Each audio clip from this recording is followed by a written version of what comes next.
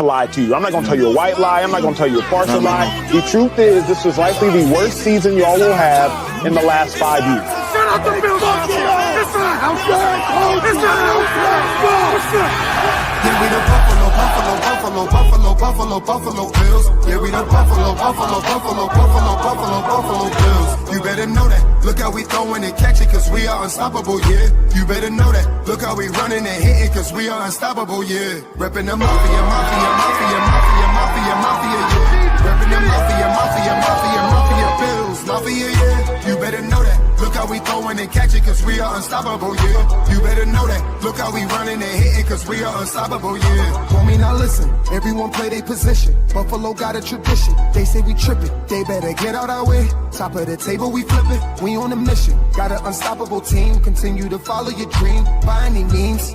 Buffalo, get in the Super Bowl ring. Cause we the Buffalo Bills. Yeah, we the Buffalo Bills. You better know that. Look how we throwing and catching, cause we are unstoppable, yeah. You better know that. Look how we running and hitting, cause we are unstoppable, yeah. Reppin' the mafia, yeah. Reppin' the mafia, Bills, yeah. You better know that. Look how we throwing and catching, cause we are unstoppable, yeah. You better know that. Look how we running and hitting, cause we are unstoppable, yeah. Mafia up in your city, time to get gritty. Screaming and yelling, we bugging. Look at the red and blue. This is an MVP year for Josh Allen. As an MVP voter, I said this last week. Josh Allen, he looks like an MVP. When you vote for MVP, and I can speak for myself, I think I'm one of 50 voters, you look at a couple things. Who's the best team in football? Who's the best player on that team in football? What do they look like as the best player on that team in football? And how much talent is around that best player on that best team in football?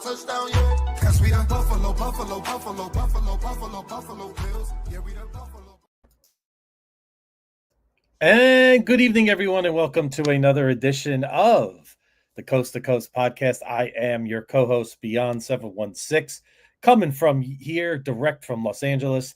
And as you may be wondering, where is Whittle? And ladies and gentlemen, I know it's like a late scratch on the injury report that we were not anticipating. Our franchise guy got called in, so he may or may not make an appearance. We'll see. You never know on that front, but we will try to press on. And like the Bills, we have and other great teams, we have a great lineup for you. We do have great depth available, even in the absence of the almighty, as we call him, Whittle around here.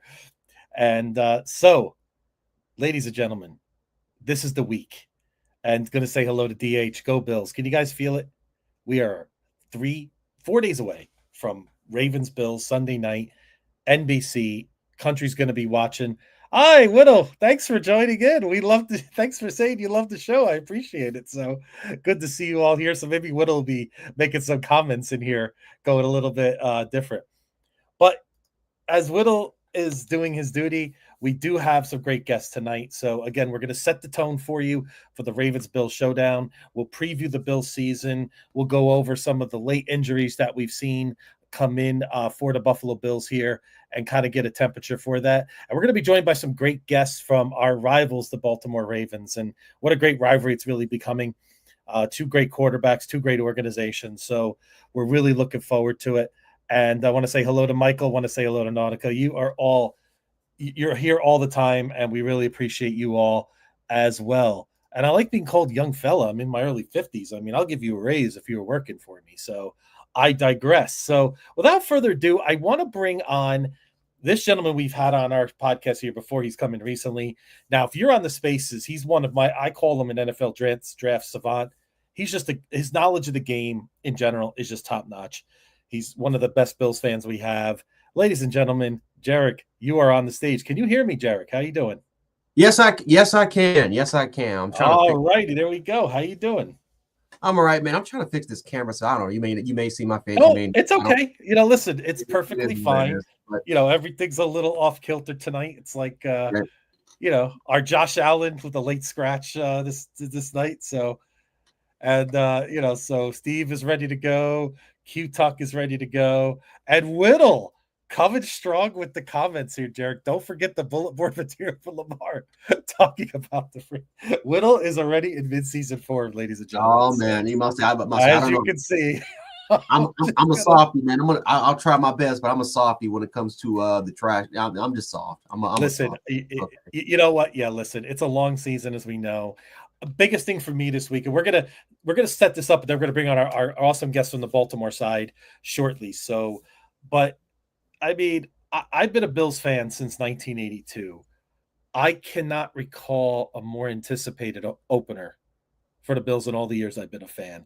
Now, we've seen some great openers over the years, but this one, I went to the Rams game back in 22 when Von Miller made his debut for us, in SoFi here in my backyard of Los Angeles. That was great. But this one here tonight on Sunday night, it just has, you got the last two MVPs. You have the budding rivalry, between the two organizations. The games have been great. They've been close. It's just going to be an amazing atmosphere. Last year at the old Rich Stadium / Highmark / Ralph Wilson, whatever you call it. So, Jarek, I just want to get your quick thoughts on that as we set the table for Sunday night. Well, first of all, yes, this is it. This is the last year for the stadium, and then we're moving on. We're moving on to greener pastures. I had a lot of great memories in that stadium. I can tell it's going to be emotional. I talked to a few Bills fans, mostly like family members and stuff like that. They talked about the memories in the 90s and in the 80s when it first got built. Even it's crazy. Like you look at some of the generations. Like I had pretty much 4 generations of family members that were in that stadium and that were cheering. Like when you actually take a look at the history, especially for those who have been going to these games for a long time, like this place holds like a lot of memories from. For me personally, like I said, I played a championship game in that stadium. It's my mom's hometown. Shout out to Dunkirk, New York. Won their first ever like it's a small football town. Won their first ever championship not that long ago in that stadium when literally the entire town of Dunkirk, New York, was literally there. I mean, I've never seen anything like it. Like 20,000 people were there just to watch their hometown. So it's a lot of memories, not just from a Bills standpoint, but overall just. Like our lives were damn near in that stadium. And so it's gonna be a very emotional season. I already talked to a few. I know my mom, she's very emotional. She wants to try to go as many games as possible because she's not a game person, but she wants to try to go to as many as possible. And but yeah, it's gonna be emotional. But next year we're gonna move on to greener pastures. And I already heard the next stadium is insane. You go to the top, you can really see the entire city of Buffalo. You can see the skyline. Awesome. And so I can't wait for that. But yeah, this is definitely going to be emotional going into that stadium. Jarek, I could feel it. My OG Bills fan is my dad. He grew up in, my parents were divorced. I was very young. So Buffalo was like a second home for me. Cheektowaga, he lived in Alden and going to the stadium with him, for many years. And not even just the stadium, but the parking lot has such memories too, right? The tailgating, Hammer's Lot for those that know, right? And all the traditions of the stadium. I do anticipate that will still continue, but it may be a little bit different with the new stadium. So it's hard to say. So it's one of those things where you kind of think of the stadium and amenity wise, it's not that great. It's not that comfortable, right? To sit there. It kind of reminds me here in LA, the Rose Bowl and the LA Coliseum are like that, right? They're very open air stadiums, old school kind of, bench seating, things like that. So, but they have their own charm about them nonetheless, right? Even if you're not getting all those amenities that a SoFi here in LA would give you, right?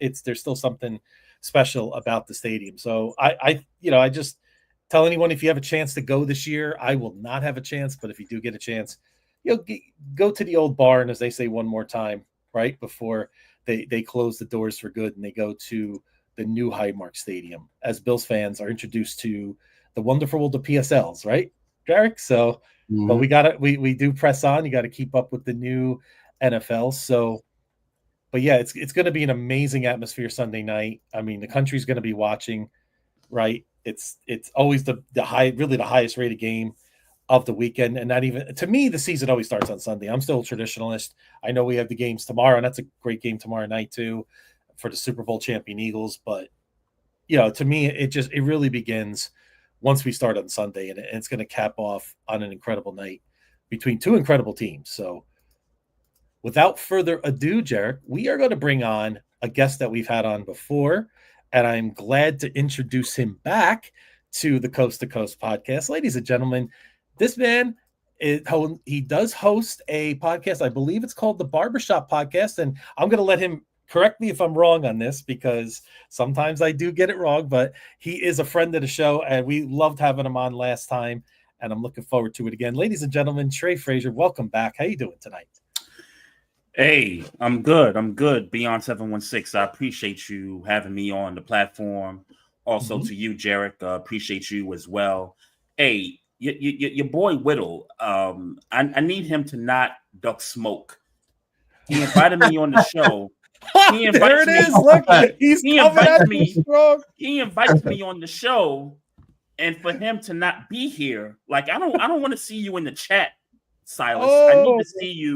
I need to see you on the show in the frame. It's Ravens Bills week 1. Let's go. What we doing? Yeah. This is why he got me.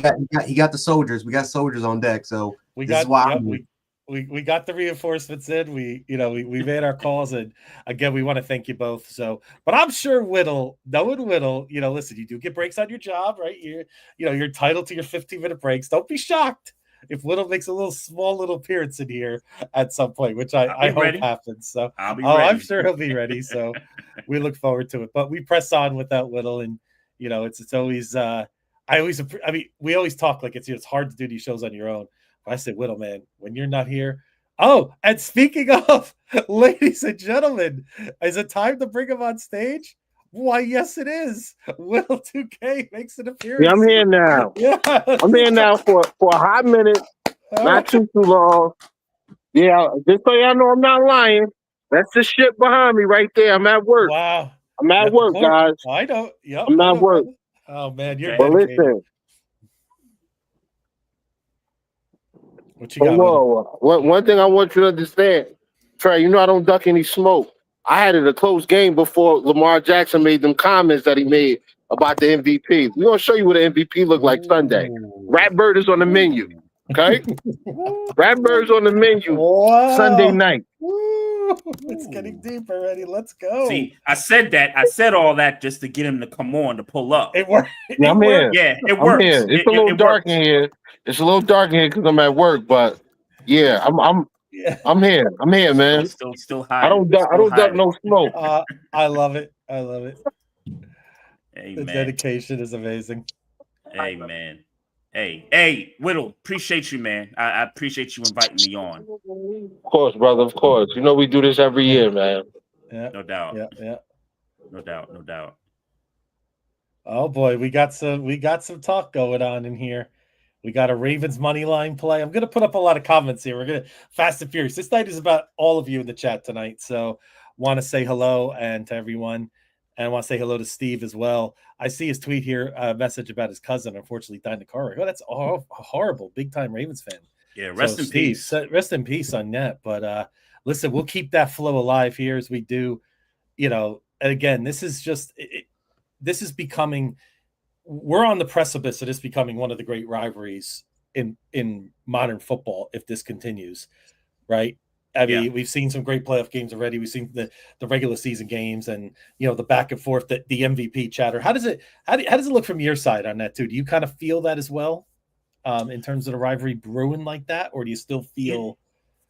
I think you're the first person that I've come across that's really kind of framed it that way as a potential rivalry because, I'm in Baltimore. I'm right outside the city. So when you think of rivals, you're always thinking about the Pittsburgh Steelers in terms of that rivalry, right?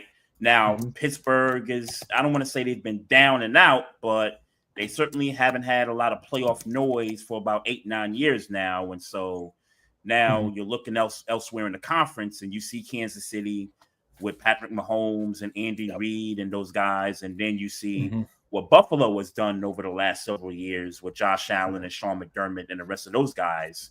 And yes, there's clearly a rivalry between Buffalo and Kansas City because of all the AFC Championship matches, the divisional round matches, some of the epic performances by those teams, the back and forth, the 13 seconds, all those things and then plus the regular season matchups, right? So there seems to be a lot more of a rivalry with Kansas City versus Buffalo than it does Buffalo versus Baltimore. Now, like you, it's become exciting. Obviously, last year in the playoffs was, what was a down time for me, but I would say that this has become one of the more exciting matchups throughout the league. And not just the teams, but the individual performances as well. We got Derrick Henry last year in the offseason, and Derrick Henry kind of made his, not so much his Raven debut, but in that game against you guys on the Sunday night, he let it be known that, hey, I'm a part of this team now. I'm going to be a part of this potential, rivalry back and forth, however you want to call it. And then, on the Buffalo side, you got the quarterback. That defense is always, no matter who you guys, interchange in that defense, it's always going to be, in that top 10, category right there. And so you're the first person that really, categorized it as sort of a rivalry when, you guys in Kansas City seem to have one already. I think this one between the Ravens and the Bills, there's some momentum towards it. Bills Mafia, Ravens Flock. There appears to be a lot more banter back and forth, especially on social media. I've seen it quite a bit. I've seen I've seen Ravens fans kind of, poking the bear at the Bills Mafia a little bit. And so I think when you start to get those things, I think fan interaction, I think these teams being good, and I think the combination of all of that, I think is gonna, curtail to a really great rivalry, hopefully. But the Ravens got to get one in the playoffs. Regular season, we good, but postseason, the Ravens got to find a way to get there. It's amazing how similar it is to us and the Chiefs, right? Where we do well against them in the regular season, and we just haven't quite been able to get them in the playoffs just yet. The other thing about this is, to varying degrees, both of our quarterbacks have had a lot of shade thrown on him, either maybe coming into the draft, where Lamar slipped all the way to the end of the first round. You hear people talk about he was a running back, and I always hated that comment to me. And we've seen both of these quarterbacks kind of defy those odds in various ways. Josh wasn't recruited much out of college. He was an afterthought. And just to watch Lamar, how he's worked on his craft, and Whittle's mentioned how he's become so much of a better thrower, better passer, just he's taken his game to another level the last couple of years, and we've seen it, especially with the offensive coordinator change. I think there's kind of connection there too. But I think it's just something where I see the shots going back and forth. Sometimes sometimes it gets a little ugly for me. I don't like that because both these guys are really likable guys, right? They've kind of overcome such odds. Again, different levels, different challenges, but of that draft class, they were the kind of most scrutinized guys, and they've turned out to be the two best ones. Who would have thought, right? So I think that's something I wish we would celebrate more, both between our fan bases. But this comes with the territory in our world today of Twitter and everything like that. So listen, it's all a good fun. I like to go back and forth, and we love Kika. He comes on here, and I love his intensity, especially. Shout out to my guy Trippy. That's my he's guy great. right there. Yeah, I do. Yeah, he's excellent. So we love it. So hopefully he'll join us at some point, but he's around somewhere, I'm sure. So we'll definitely make it happen on that front. So what are you looking forward to most? Actually, let me ask you a little bit about Baltimore. Let me get a little temperature in terms of injuries, maybe in terms of the line. How's everything looking in terms of your overall health of your team right now, and anything glaring that should be mentioned at this point? So the one thing that's glaring right now for me, and I'm going to be 100% honest here, because we're approaching the part of the year where we're on sensory overload when it comes to sports. You got baseball playoffs right around the corner. You got the W playoffs coming. NBA's about to start. NFL's about to start. It's just so many things that's kind of happening as we move forward in the next several weeks. So I have not been in tune with Ravens preseason games. I've seen several highlights here and there, but life gets to life, Sure. a lot, when you have a family and kids and stuff like that, vacations and and all that stuff. But I will say there's a couple of things for me that I'm gonna be watching. The first thing is the Isaiah Likely foot injury that that took place during training camp. See, the Ravens like to do this with the media here locally, and sometimes the media lets them get away with it, but they always tease the fan base when it comes to these kinds of injuries, right? So it's like, okay, is this guy going to be ready for week 1? And coach will come out and do his coach speak is, yeah, he's getting closer. No doubt he'll be fine. All the coach speak, but at the end of the day, you kind of have to temper it with some certain expectations that they're probably going to tread lightly with Isaiah Likely, because to me, he's the guy that I would put right now. I would put him ahead of Mark Andrews in terms of, he's a younger tight end. He makes all the crazy catches. He's clutch. He's a dog. All those things, right? Mark Andrews, that's another story. I don't want to talk about the missed 2-point conversion. At that, my reaction to that was that they probably should trade Mark Andrews. I've been of the opinion that at some point they need to trade Mark Andrews and elevate Isaiah Likely to tight end 1, right? So,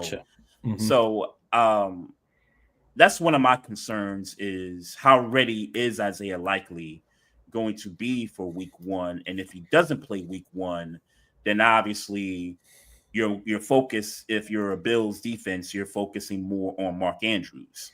And then moving forward after that, is this now a week to week thing? Is this going to be, he's going to miss week 2? Is he going to miss week 3?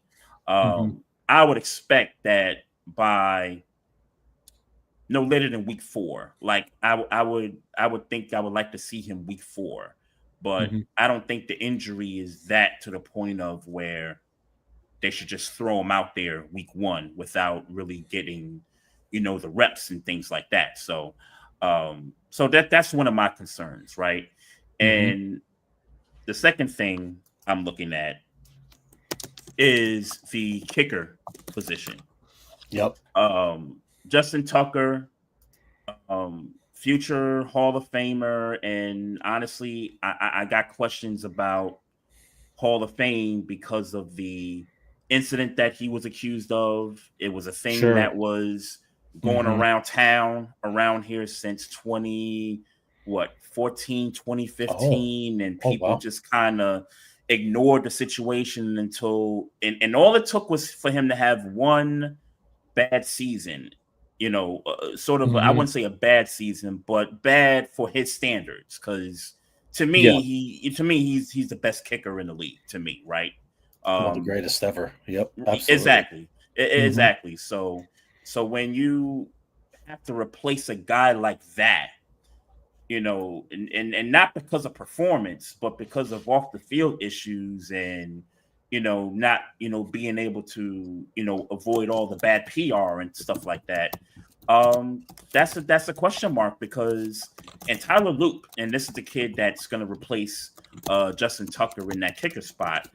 Tyler Loop has had a pretty solid preseason training camp. He's kicked long distance field goals. He's been kicking from 60 plus. I don't know what the rate is, but he's certainly capable of doing those things. I just, and shout out to my co-host Maestro, because he's like, look, man, you're just saying too much about as far as, the team goes. But I'll just warn the fan base, look, just be ready for some growing pains.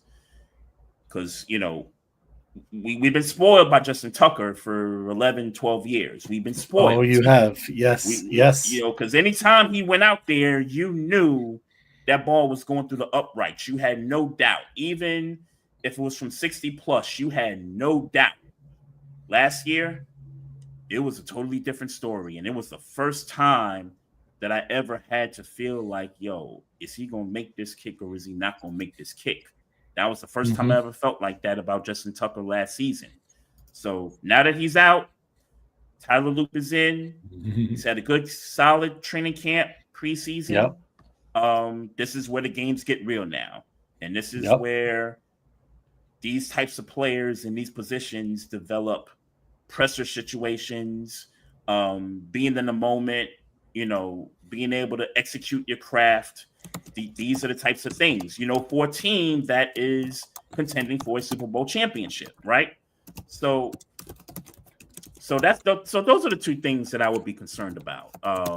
You got the Isaiah Likely, foot injury, and then as far as the kicker position goes, you're replacing a guy that should be in the Hall of Fame, but because of the incidents off the field, when the ballot starts coming out, if he doesn't get a job elsewhere, those are going to be the things that are first going to be brought up.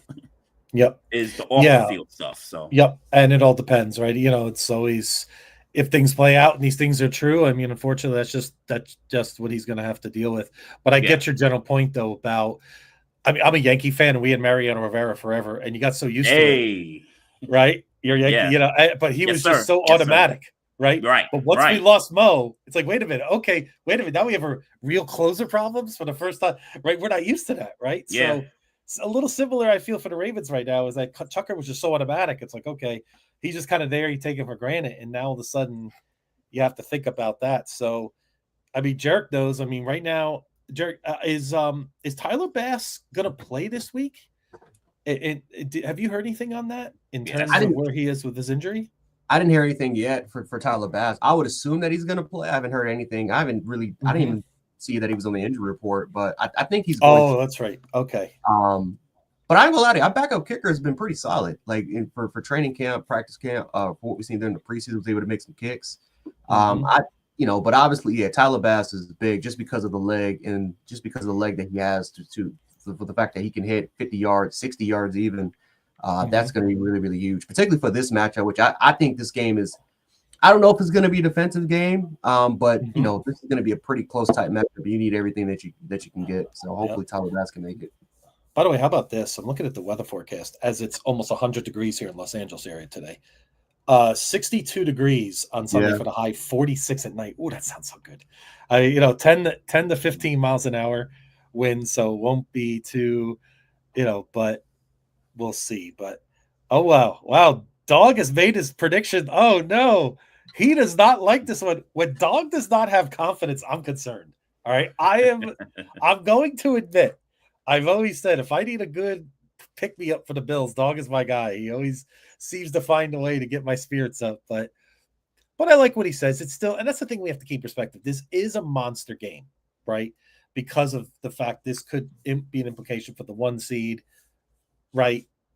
It has a very, very high potential for that, but it is only week 1 too, as well. So that's I was even looking at your schedule after our game. The Ravens got some tough games coming up early in the season. So yes, sir. Even if they beat us, they better be careful, because if you slip up, because the Bills, if you look at their next 6 after that, I mean, we got the Jets, Miami, Atlanta, Saints. Like, we can start ripping off, and we can eventually be 6-1. And it could be almost like Kansas City last year where we beat them, but Kansas City had all those wins, stack it up. So it's one of those things you got to build off that if you do win in Buffalo on Sunday and go forward with it and not take the pedal off the gas, because you got Detroit in there. We got Detroit week 3. We got Kansas City after that in week 4. Cleveland would be our next game. That would be our home opener. Cleveland always plays us tough. They do. The Bengals, week 5, I believe that is. The Bengals always give us problems. And but that's what happens, man. It's the AFC North. It's the toughest division, let alone in the conference, it's the toughest division. But most years it's the toughest in all of football. So that's what you get when you're the Ravens and you got to play Cleveland twice, Cincinnati twice, and Pittsburgh twice. Yep, absolutely. Now, there's another thing about the Ravens. I always tease, they always say there's 3 givens in life: death, taxes. Baltimore Ravens always seem to have a good draft. I mean, it feels like every year you look up at a team like Baltimore, even from when Ozzie Newsome was general manager years ago, right? The Ravens always seem to just stay where they are. And all of a sudden you look at their draft, like, how did they get this player? How did they get this player? And I just wanted to kind of touch on that a little bit and get your excitement level. I mean, you guys got Mike Green, you got Malachi Starks, and Peebles in the 6th round, but I just wanted to get your opinion. I mean, is there anyone that really stands out to you that you're really excited about, that you've heard some good things about in terms of producing this year? Yeah, Mike Green. Mike Green is the one I'm excited about. And it came as a surprise because I believe he was projected to go earlier than what he did, but because of some legal things, on his side, there were some teams that were kind of skeptical about picking him in the draft, in that part of the draft, right? So, the Ravens, since the Ray Rice incident, have sort of had this attitude that, we're going to pick guys with high integrity and, and all that stuff. And look, and that's all good and all that. But, the league, as there's guys that are great off the field. And then there's guys that, they get themselves in trouble. They make certain mistakes and, sometimes legal, troubles, follow. But I've known the history of this league, since I've been watching it. And I've been watching the league for about, 23, 24 years. Some of the best players in the league have legal troubles and, they figure out a way to get back on track. Sometimes these teams, depending on the type of player you are, they will go to bat for you. As long as you are a productive player, they will certainly have your back and they will certainly allow you to be on the team. The Ravens, they surprised me with this one. They took a chance on Mike Green despite his legal, situation. Sure. And I think it's beautiful. I think it's a great thing to, be able to give the guy the confidence to say, hey, look, we understand you got some legal things going on, but, we think you're going to fit well with this defense. We think you're going to be a star in this league. We think you're going to be one of the best at your position. So I like the fact that the Ravens went that route with a Mike Green in that situation because he was certainly projected to go higher than what he did. No, absolutely. And listen, it's all about in certain cases, he wasn't charged and things like that. And it sounds like the Ravens, you do your due diligence on these. I mean, we went through this with the punter, Matt Reese, a couple of years ago where he was accused. And it turns out, I mean, the Bills, they still let him go, but they still did right by him, even though and it turned out that everything was dropped and there was a lot of falsehoods in the case. So, yeah, but you're right. And it's all about Mike Green's response from here. Right. And if he does the right things and if he's surrounded and has this opportunity, right, that things in life do happen. It's true. I mean, sometimes you do get wrongfully accused. I mean, it does happen. So, it's all about his response from here. He's got to take it as, hey, I'm a rookie now. I'm in the NFL. I'm blessed and I could go forward and make the best of this. And it'll be in my rearview mirror for good. So it's really, incumbent upon him on how he does that. For sure. Forward. So, yeah. So we'll see, see what kind of play he has week 1 and going forward. And again, week 1 is really a little bit of an extension. I know Steve Noble said something earlier about, I like this as a week 1 game, but I also hate that it's a week 1 game. Right. I wish this was like week 8, week 9, smack in the middle of the year when both of our teams are kind of getting their guys back and kind of, hitting their groove. And, week 1 is just, we've seen so many games. I mean, look at last year where the Saints were 2-0. Right. I was like, the Saints have a great offense. And how did that turn out? Yeah, I fell for it. I ain't going to Me too, a little bit. Yeah, we all do. I fall for it with the Bills over the years. Jarek knows when Rob Johnson was cooking for us, right, Jarek? Remember we had a couple of quick starts and we're like, under Greg Williams. Oh, we y'all went 4-0 one year with Trent Edwards.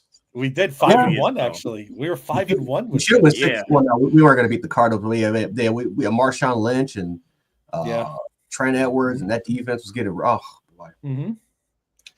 Yep, absolutely. So, but hey guys, we're about 35 minutes in. Bills fans here, you know what we got to do around here? We got to pay bills once in a while. So we just got to run a word from our sponsors. Trey and Jarek will be right back, about 50 seconds.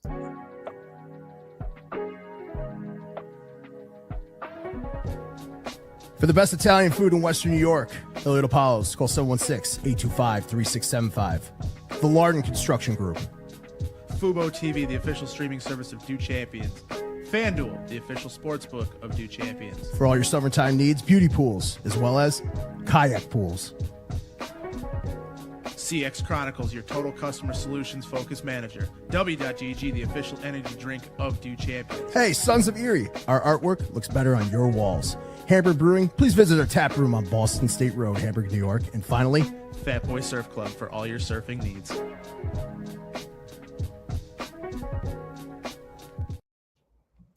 And welcome back. And one other public service announcement.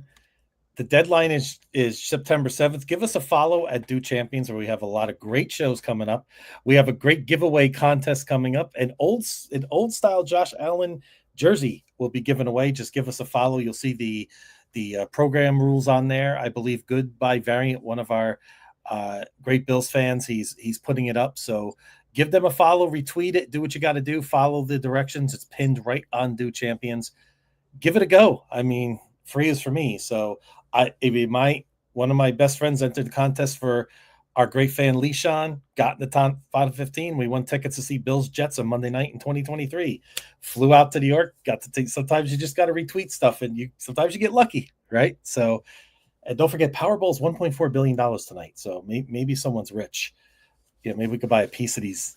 I would say this years ago, guys. Hey, we could buy a piece of a football team, and not these days. 1.4 billion barely gets you in the building, right? So, right, Jarek, maybe we could own part like Vince Carter and our owners that part owners. We could Vince Carter and the soccer player Josie Altidore, and the great Tracy McGrady, by the way, one of my favorite players growing up. So it's pretty surreal to see Tracy McGrady and Vince Carter as part owners of the Bills. It's pretty awesome. So.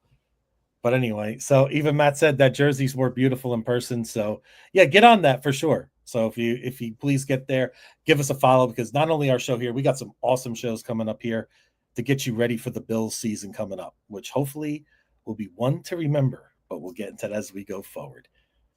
So let's push forward into this game. And I also want to touch on some other things as we go forward. Maybe we'll get into some season predictions, things like that as well. We'll have some fun here. We're at that time of year. Of course, tomorrow night's the first game, but let's pivot into Sunday night. So we looked at some of the injury report on our side. We did have a couple surprise injuries. Jarek, any thoughts on? I was a little surprised to see Keon Coleman on there in terms of a groin. Now, you know how the Bills do play things. They do play a little bit close to the vest in terms of injuries. We're very, very conservative on that, which I think is a good thing, especially this time of year. But in terms of, Trey, and in terms of some other injuries, how you feeling overall, and where do you have a major concern going into Sunday night? Well, ironically enough, some of the injuries that we don't really have a lot of injuries, but the injuries have been to players like Christian Benford. He's also kind of dealing with the groin injury as well. So yeah, him and Keon Coleman have been dealing with some of these injuries. It's a little concerning. I mean, I don't play around with groin injuries. I've had that before in, playing college. That thing, it's going to bother you for the entirety of the season. Like, unless that's, you can't, you have to rest on that groin. Like, if you want that thing to be fully 100% clear, you probably need like maybe 2.5 weeks of just 2, maybe 3 weeks of just rest nonstop, not doing any sort of activity, not straining on it. So it's groin injuries, like some of these kind of minor nicking injuries that we don't think that it's too serious that we can recover from. It's going to bother these players. They're not, but at the same time, these are NFL players. They're never going to be at 100%. They're always going to have nagging, lingering injuries that's going to bother them for the entirety of the year, ultimately until the thing is over. And then they have to do it, then they have reconstruct, they have to go through surgery attempts, stuff like that. That's when everything's over. So, but no, Keon Coleman, obviously we expect a lot of huge things for him. He's improved a lot based off of his route tree. Some of the advanced things that we've kind of ran in that particular part He's gotten a lot stronger. He's gotten quicker, especially off his release. He changed up his release package in terms of how things really kind of go. Again, Keon Coleman is extremely strong, extremely physical. So when it comes to the back shoulder throws, throwing post fades, or just regular sort of fades, he's going to be an extremely huge target for Josh Allen to throw the football in, especially on those one-on-one matchups, where a corner could be dripped all around him. But it's kind of like what Jamar Chase said, bro. Even when I'm covered, I'm wide open. I'm covered and I'm wide open simply because I'm that confident that I can, pretty much destroy my opponent. So, Keon Coleman has been the best player arguably through camp.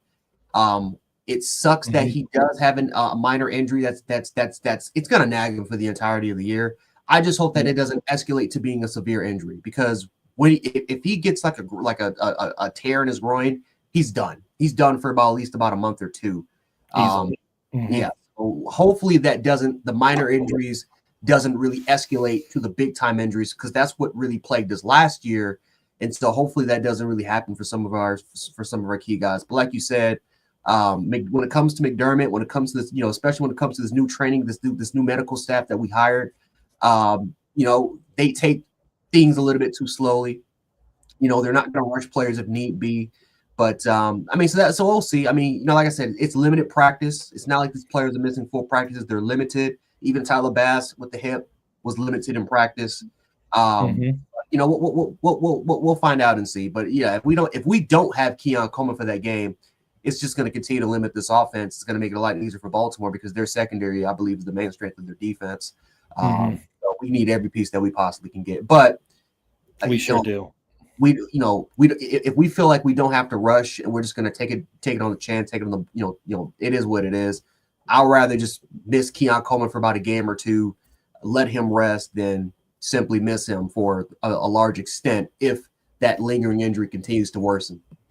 Absolutely. And I'm just going to quickly put up our injury report here on the screen just to get it official. You can see one good bit of news, Jarek, as well. Khalil Shakir was a full participant. So that was good news, because, he's been out for quite a while. Of course, we know Dwayne Carter, unfortunately, tore his Achilles. He's going to be out for a long time. And we'll see what happens with Benford, and we'll see what happens with Tre'Davious and also Keon Coleman. But he said it's not an extensive injury report, but it's key positions, especially against a team like the Baltimore Ravens, where you really need all hands on deck, especially in the corner room, because the Ravens have significantly improved their wideouts. They brought in DeAndre Hopkins is now your third receiver. I know it's not, this is a D-Hop from 8 years ago or 6 years ago, but he's still a productive player. He's still a veteran, knows what he's got to do, right? So he's going to be probably a nice safety blanket for Lamar, especially without Likely, right? I think that's something else that could be a key cog for them as he recovers over the next few weeks. So maybe they won't have to rush him back, in that case. So any concerns on the offensive line, Trey, in terms of the Ravens? I feel like, maybe the Bills, one of the keys for our side, I think, is controlling the ball, running the football, trying to limit the possessions of Lamar and the Ravens attack. So I just want to get your thoughts on that and how your line is shaping up this year. So there's one battle right now, and it feels like the fan base is kind of, chimed in on this battle on the right guard position. And that's Daniel Falele, who's, kind of had his ups and downs over the course of the season last year. There's been a lot of outcries to get Ben Cleveland a chance to be in the starting role at right guard. But it seems like John Harbaugh is more, astute at just keeping Falele in the starting guard position. So now in the preseason and in training camp, so there were several plays where, Falele just got, bulldozed over, and, they got to our quarterback. I'm not sure that's, that means, hey, just put Ben Cleveland in his spot and it'll change, because I think Ben Cleveland has shown flashes, but I also think that, there's a reason why he's the second, he's the second string guard. There's a reason for that, right? So there's been a lot of tug and pull, with that situation on that side of the line. But as far as everybody else, I'm pretty confident with the rest of the line. Ronnie Stanley seems like he's back to form, after suffering some, gruesome injuries, the past couple of years. Rosengarten on that tackle spot is, he's solid for us. Voorhees playing the guard position is pretty good for us as well. So I'm pretty confident that the line is going to, perform solid. And even if they don't in certain situations, Lamar Jackson is, I don't want to put him in the conversation of old, but he's now have had a lot of, he's had some years in this league now, for a quarterback with the running ability that he has, that he can still, kill you from the pocket, with his legs. If something breaks down in the offensive line, where that's concerned. So I'm really good about my starting offensive lineman. Absolutely. So, but just to, for us, that's probably one of the keys. Of course, the turnover battle, which I know is cliche, but it's just the truth, right? In terms of, you got to control the ball. You have to play smart against the top teams in the league. And sometimes it's just a matter of not making that big mistake, right? We've seen it many, many times over the years. We've experienced it in our, when we were kind of coming up in 2020, 2021, we play certain games like, we outgained this team by a certain amount of yards, 150, 200. We made critical mistakes and we lost games that we shouldn't have. So I think that's going to be a very big key. So in terms of, we could start pivoting a little bit. We're about 46 minutes in, and I'm going to put this out to the group. If you have game predictions, maybe we're going to move a little bit more into this topic now, as we all want to know what we're all going to feel about this game on Sunday night. Jarek, I'd like to start with you in terms of confidence level, kind of go through. I want to take your temperature, where you're at in terms of this game, and maybe we could lay a score on us if you'd wish, but that's up to you. You don't have to, but if you'd like to bestow that on us, that would be awesome. Man, this is a tricky game. I can't sit up here and say in outright and confidence say that we're gonna completely win. I know a lot of Bills fans may just be disappointed with what I'm saying, but no, it's tricky because the Ravens are, I think, not from a talent and roster standpoint, they're probably the most talented team in the NFL, just top to bottom. I think their secondary wise is going to cause teams a lot of problems, and I think as the weeks goes by, this Baltimore team, if we do rematch them in the playoffs, they're only going to be a lot better. We also don't, I think for us, I think we're also going to get a lot better as well because we don't have Larry Ogunjobi, who can be included into our rotation because he's a penetrating 3-tech who specializes in rushing the quarterback. You now kind of miss that value, and now you have to rely on rookie players. And even though the talent standpoint there, they're rookies for a reason. And so when you're running a lot more advanced looks, advanced stunts and loops, it starts to be, again, like they're rookies. Not every player is going to be able to pick up and perform 100%. There might be some mishaps here and there. So as the season goes on, obviously when we get Larry Ogunjobi back and then Michael Hoyt, who's going to be included, again, he may not get 9 or 10 sacks that people are expecting him to, but he plays literally 3 or 4 different positions. You can line him up in so many different areas where you can run nickel, run dime looks, and he can play either as a stand-up linebacker or as your edge. So both teams are going to get significantly better. The thing is, just for this game, though, again, is just looking at from a matchup standpoint, is I have questions about the Ravens' interior offensive line. Obviously, we just talked, Trey talked about the interior offensive line battles, what's going on there. Obviously, center with Tyler, it's fine. But the guard spots is something that I am going to be a little interested in because we've gotten bigger. And even though that the rookie players, like I just mentioned, they're more powerful, penetrating, wide gap defensive tackles combined with Ed Oliver in the rotation and, knowing how we've gotten, how we believe we're going to get a lot better in the run. We all know our linebackers, they may not be the biggest, they're undersized, but they can fill, they can man up in gaps, they can fill, and they can definitely fill and process a lot faster as well.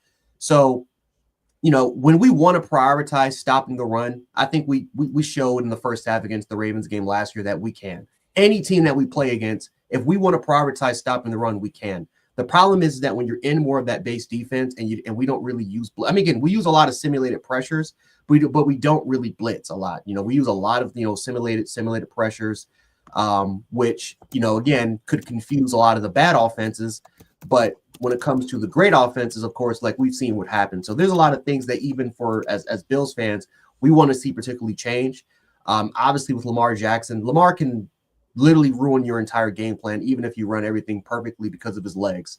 And the fact that he's improved so much as a passer to a point where even simulated pressures, that's not really going to fool him all that much. I thought he did a really good job in terms of playing within the offense, going through progressions a lot more smoothly, and, was able to recognize more of the simulated, more disguised, sort of blitzes and coverages that he was able to see his way. So in terms of just the matchups that I'm looking forward to, I would say that for an offensive side, looking at the Buffalo Bills, it's the run game. We got to, you have to. I don't think Josh Allen is going to be throwing for 300 yards against that secondary. I don't think so. Obviously, the Ravens, I'm curious to see what they play, because in week 4, Kyle Hamilton played way more, on the line of scrimmage. Why? Because there wasn't any sort of confidence at all that our receivers can create separation. So the Baltimore Ravens simply played a lot of man coverage. They played a lot of kind of cover 2, and cover 2, maybe sometimes even a one high look, and they brought Kyle Hamilton down the line of scrimmage. Marlon Humphrey was a lot more in the slot, and it was just curtains. We couldn't really do anything for that. We have man beaters for this specific reason, right? With Josh Palmer and with Keon Coleman. Those are supposed to be your man beaters. That's what we paid them a lot of money for. Or we invested draft capital for. So I could see the Ravens once again using Kyle Hamilton against the line of scrimmage, because you drafted Malachi Starks, who's one of the most rangy safeties on their team. He's rangy as all hell. He's a rookie, so could we fool him? That's something that we're going to see. But if the Ravens have a lot of confidence, and maybe Trey can talk about it, if they have a lot of confidence that Malachi Starks can man that, don't be surprised if you see a lot of one high looks. Otherwise, again, Kyle Hamilton could play back more of that deep third zone. His best spot, though, is against that line of scrimmage, more of like a Jamal Adams sort of caliber player, because he's just so damn good rushing the quarterback. He's a scary player. He's an insane player. So we got to run the football. We have to run the football. Let these linebackers continue to flow. We could try to attack the seam if possible, but there's not a lot of weaknesses with the Baltimore Ravens with their secondary linebacking crew, other than we have to try to establish more of a ground game so that we can come off of play action. We can try to attack their immediate game. But yeah, from a schematic standpoint, that's going to be hard. And just to kind of flip around just real quick before we kind of go to Trey, is I would say that for us, again, we took away Derrick Henry the first time. We took away that, and we said, you know what, Lamar, if you throw for 400 yards, then so be it. But we're not going to allow Derrick Henry to run all over us. We have gotten a lot bigger in the trenches, like I said. We got both our linebackers back. We got Taylor Rapp back and Cole Bishop. They both can play in the box. I don't think one of them is like a fantastic free, but they can both play in that line of scrimmage free safety sort of role. So in terms of what we can do in coverage, normally we are a team that loves to run a lot of cover 3 shell. Sometimes we do play some kind of quarters coverage and bring everyone else, in shallow. Isaiah Likely was the one tight end that could stretch the field. Isaiah Likely was kind of that one guy that can stretch high. Mark Andrews was a guy that can kill you down low. Now that he's gone, do they have a tight end that can continue to stretch the field vertically? That's something that we're going to find out. Maybe it's Mark Andrews. We'll find out what that is. But no, it's going to be a tricky game it's going to be a tricky game for sure. And I think because both teams are missing key pieces, we're just not going to see the full extent of what their offenses and defenses do from a schematic standpoint, not until we get into a rematch, potentially if we do face each other in the playoffs. I would be very surprised if we didn't. And this leads to a couple questions. And Trey, I'll lead you with a couple of these that Whittle asked. Yeah. He did ask about, speaking of tight ends, he asked about Kolar. I believe he's a 6'6" tight end. He's like a third guy on the team. And then he also asked about impact from Zay Flowers. I figured I'd throw those out there. Whittle had some questions, and then kind of go to you for a prediction. And then I'll give my quick prediction, and then we'll spin around and do some random spit firing for the NFL season. We'll get them on file here. So yeah, no doubt. So as far as Charlie Kolar, he's tight end number 3. So he's more of a blocking tight end. But I can have some confidence in him at tight end 2, just for this week coming, because obviously Isaiah Likely was most likely going to miss this game. So Kolar is going to be in for blocking situations, but every now and then he can be sneaky and kind of beat you down the field if you're not really paying attention. But obviously you're not game planning for Charlie Kolar, right? So you're just saying, hey, if Andrews, you're the number one tight end, we're not going to allow you to kill us underneath. So, we're going to make Kolar try to beat us down the field. So, we'll see how that plays out. But I feel confident in his abilities to pass catch if we need him to do that. As far as Zay Flowers is concerned, Zay Flowers, to me, he's that dude, man. Like he's very sneaky, sneaky fast, sneaky slivery, can, beat the line, jump the line off the break and, beat you down the field. He just kills you with the speed. And I think he's going to be a huge factor in this game. And, I appreciate y'all bringing him up because I totally forgot that he wasn't available to us in the playoffs against you guys. So, so that's another dynamic that the Bills are going to have to, be ready for. You talked about likely not being there, but now Zay Flowers is back and you didn't see him in the playoffs, but now you're going to see him here. And how does that play into the game plan for Buffalo's defense? So I feel real confident in his abilities, to get the job done. And then, you talked about DeAndre Hopkins. The Ravens have this thing with, veteran wide receivers.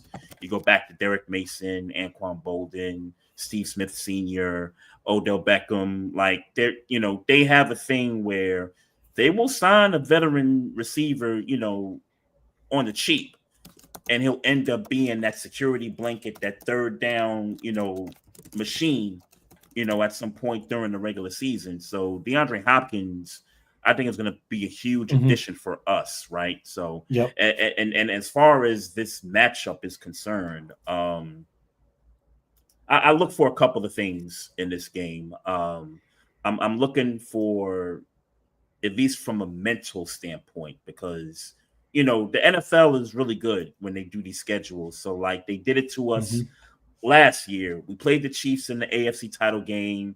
We lost at home. We opened the season in Kansas City last year, right? And we almost, came away with a victory, if not for Isaiah Likely's toe, out of bounds there.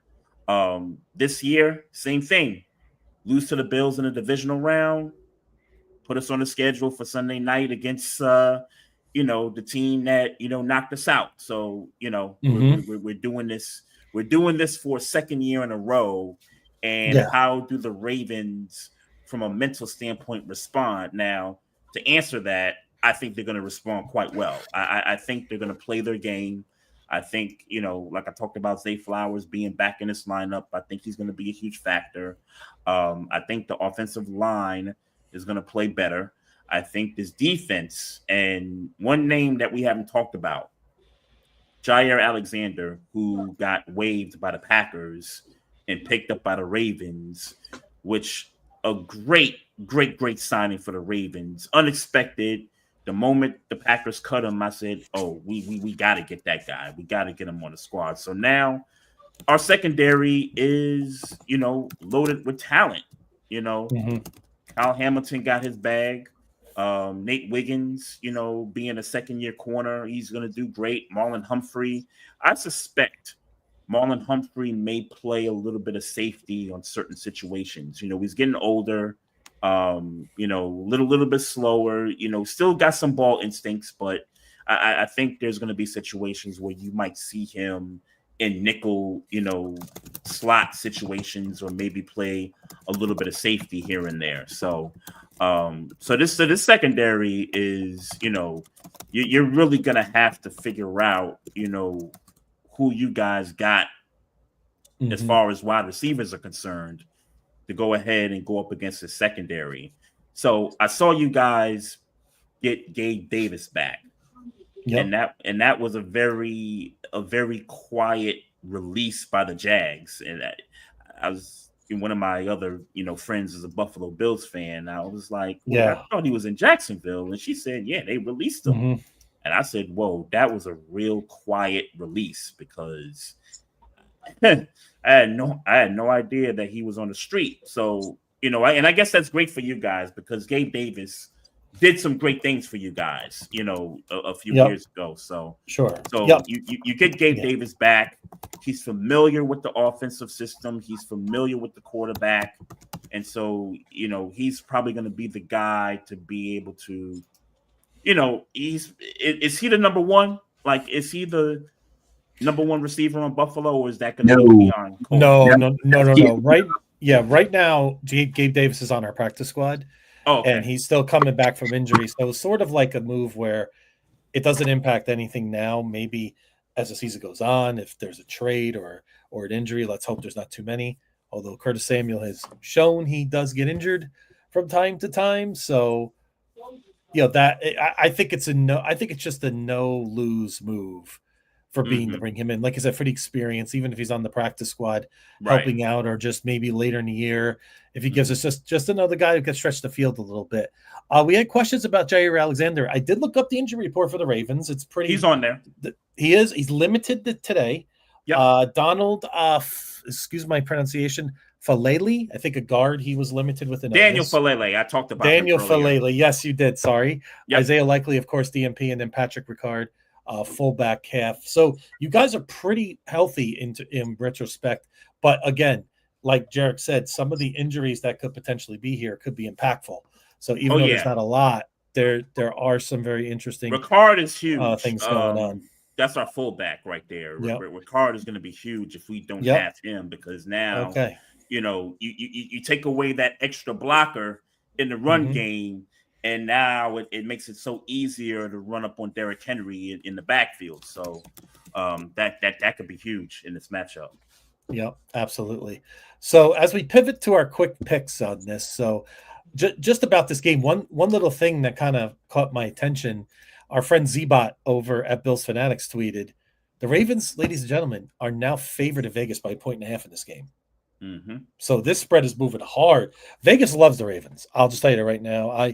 For all you gamblers out there, they love the Ravens. Now, and again, I understand why. Again, the analytics show, I mean, they're some of their, big, I mean, just again, you just look at the roster, you look at the production that they put up. It's understandable. I get it. The Bills have some key injuries.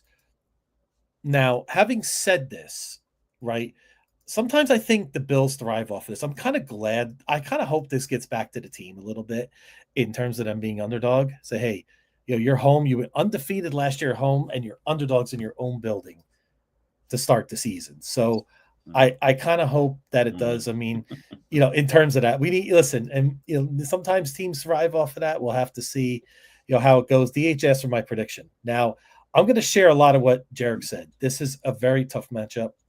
We've seen Dog have his trepidations about this game too, and whatnot. I think it's going to be an uncomfortable game at times for Bills fans, in terms of, I think Lamar's going to get his, so to speak.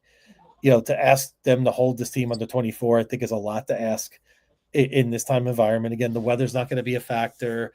It's going to be a pretty clean field. I think one of the keys to this game too, I feel like especially the Ravens, the Bills were like this for a while, love to play ahead. When the Ravens get going, they're like that snowball going down. They just can overwhelm you. It just grows. Once they get, because then you got to deal with Derrick Henry and Lamar and the threats that they do. Right. But at least if you could get up on them, I think the key for the Bills guys is, for everybody out there, we got to stay ahead of them, got to stay ahead of schedule again, it's hard to make the Ravens one-dimensional, so to speak, Trey, but at least it maybe forces them a little bit. So gets the crowd going, maybe helps with them, in terms of crowd noise, and gets everybody excited. So I think that's going to be a big key for Buffalo to come out fast. And I think that's what makes us very, shall I say, nervous, is that we haven't seen our team play in the preseason. Now, the Ravens did either, and I think that's just how it is. Yeah. Right? So sometimes we just don't know. But again, as it should be.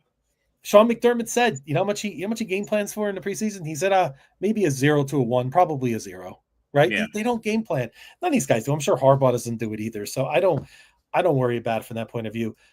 I've gone back and forth on this game, but I'm going to go with the mystique of our stadium. I know it's cliche, but I think we're going to find a way. But my confidence level, I would tell you, is not like 80%, 90%. It's probably more in the 50s. It's more of respect for the team we're playing.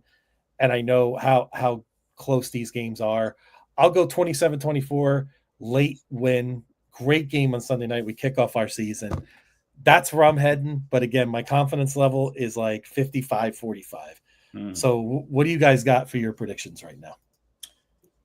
So I'll start. To me, this is a touchdown game for me.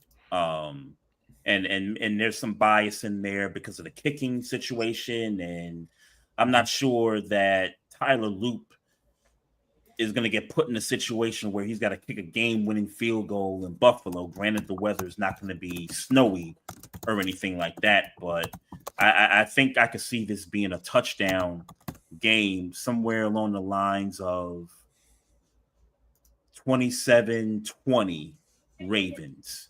Okay. I could see a score like that. I think it's a back and forth. Like I think scores are going to get traded back and forth. I don't think this is going to be a game where somebody gets ahead. Oh, and Matt picks our leader of our podcast picks the Ravens. Matt Dygert, how could you?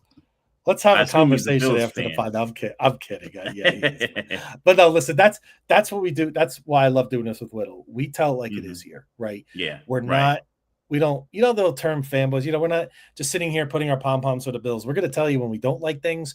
We're going to critique things when necessary and call it out. Like my prediction is very uneasy right now. It's like very unstable. Like again, from a bet, I'm not feeling very confident. Again, that's a lot.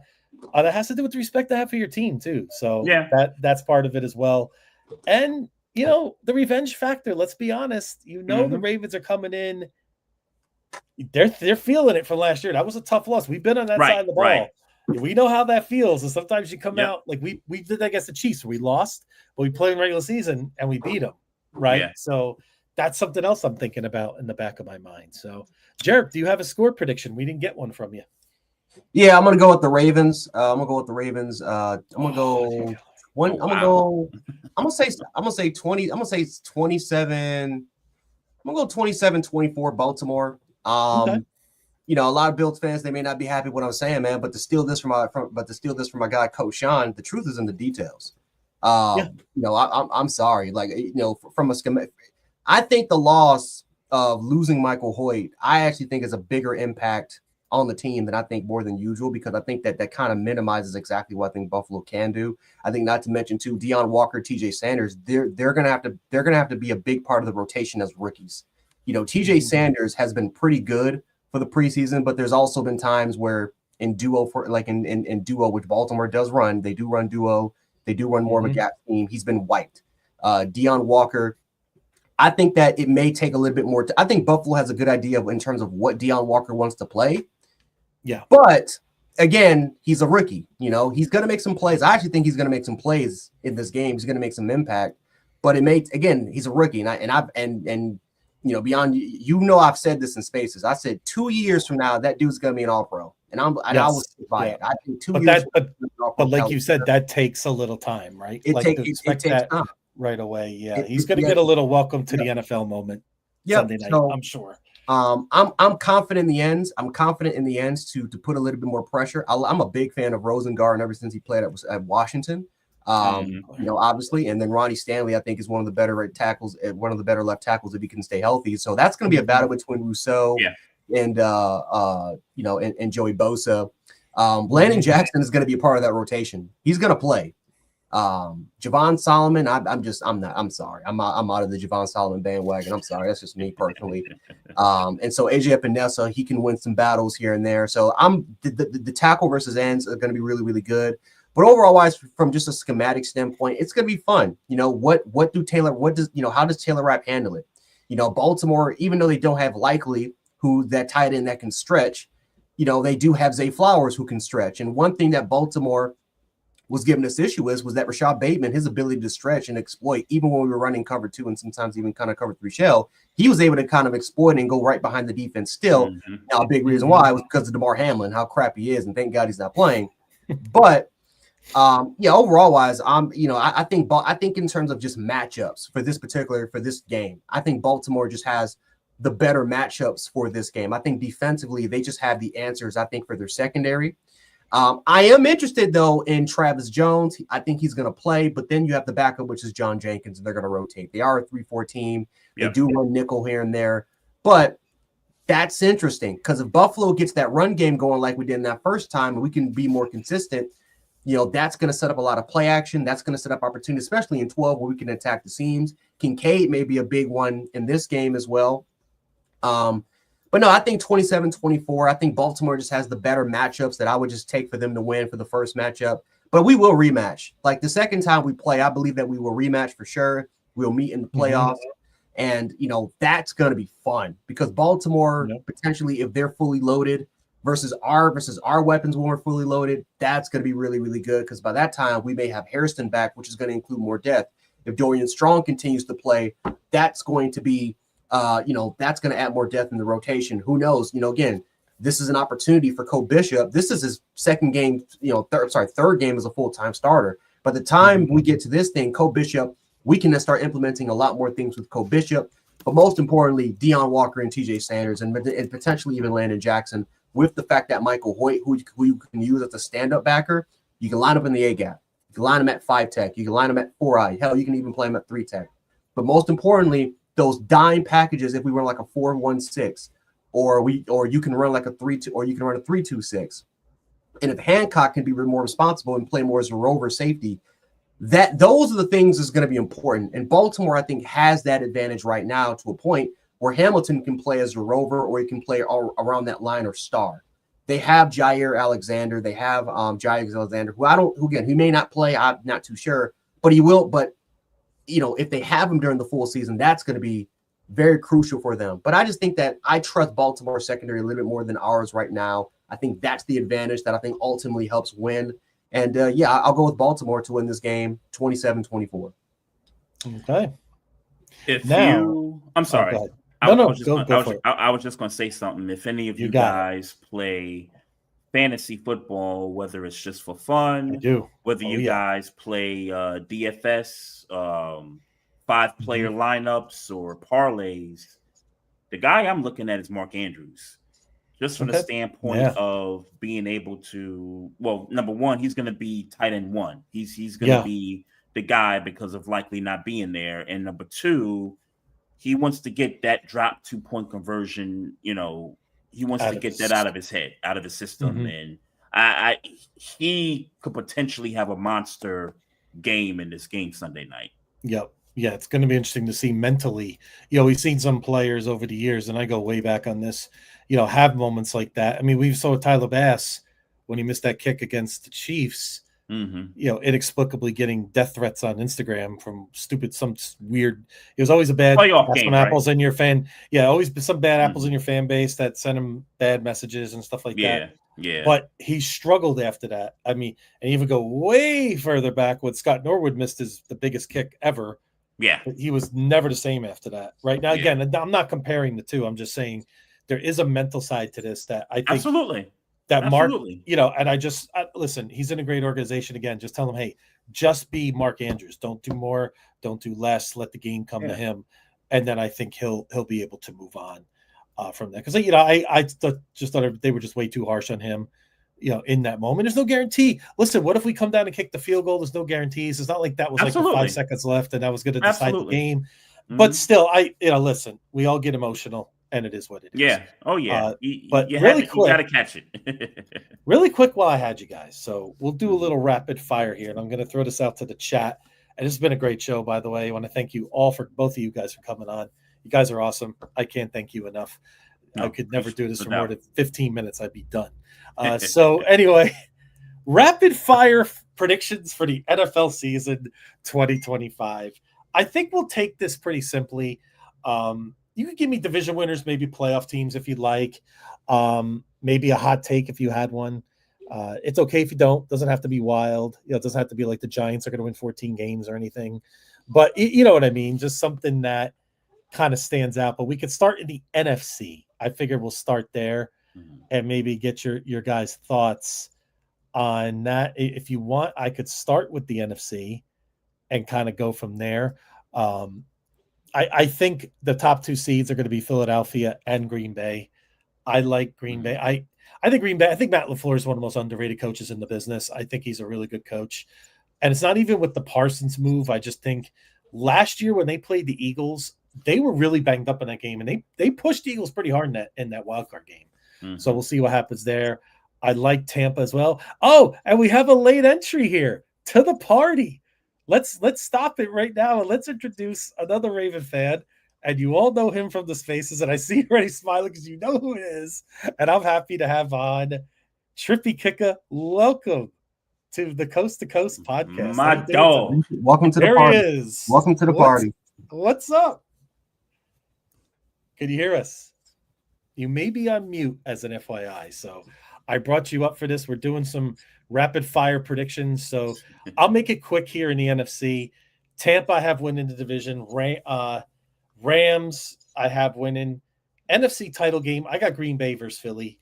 And I know it's a little bit of chalk, but yes, I'm going with the Eagles again in the NFC. I just think they have the most impact. See, I know people say Baltimore is the best roster, but for me, Philadelphia is my choice, and I'll tell you why. I think they have – you got potential franchise players in a few different places at Philly. Offensive line, defensive line. Then you have Q as a corner. He could be a great corner. Of course, Jalen Carter. I mean, he's a monster. That guy in the middle. Their line is ridiculous. Saquon's incredible. A.J. Brown is still a tremendous number one wide receiver. I just think they're the best. They're the best team in the NFC still, and I think they'll come out of the NFC. So, what about you guys? If you want to do some rapid fire NFC predictions, whatever way you want to do it. I'm gonna just stick with this week one. Matchup between the Commanders and the Giants, right? There you go. I've watched a little bit of Giants preseason.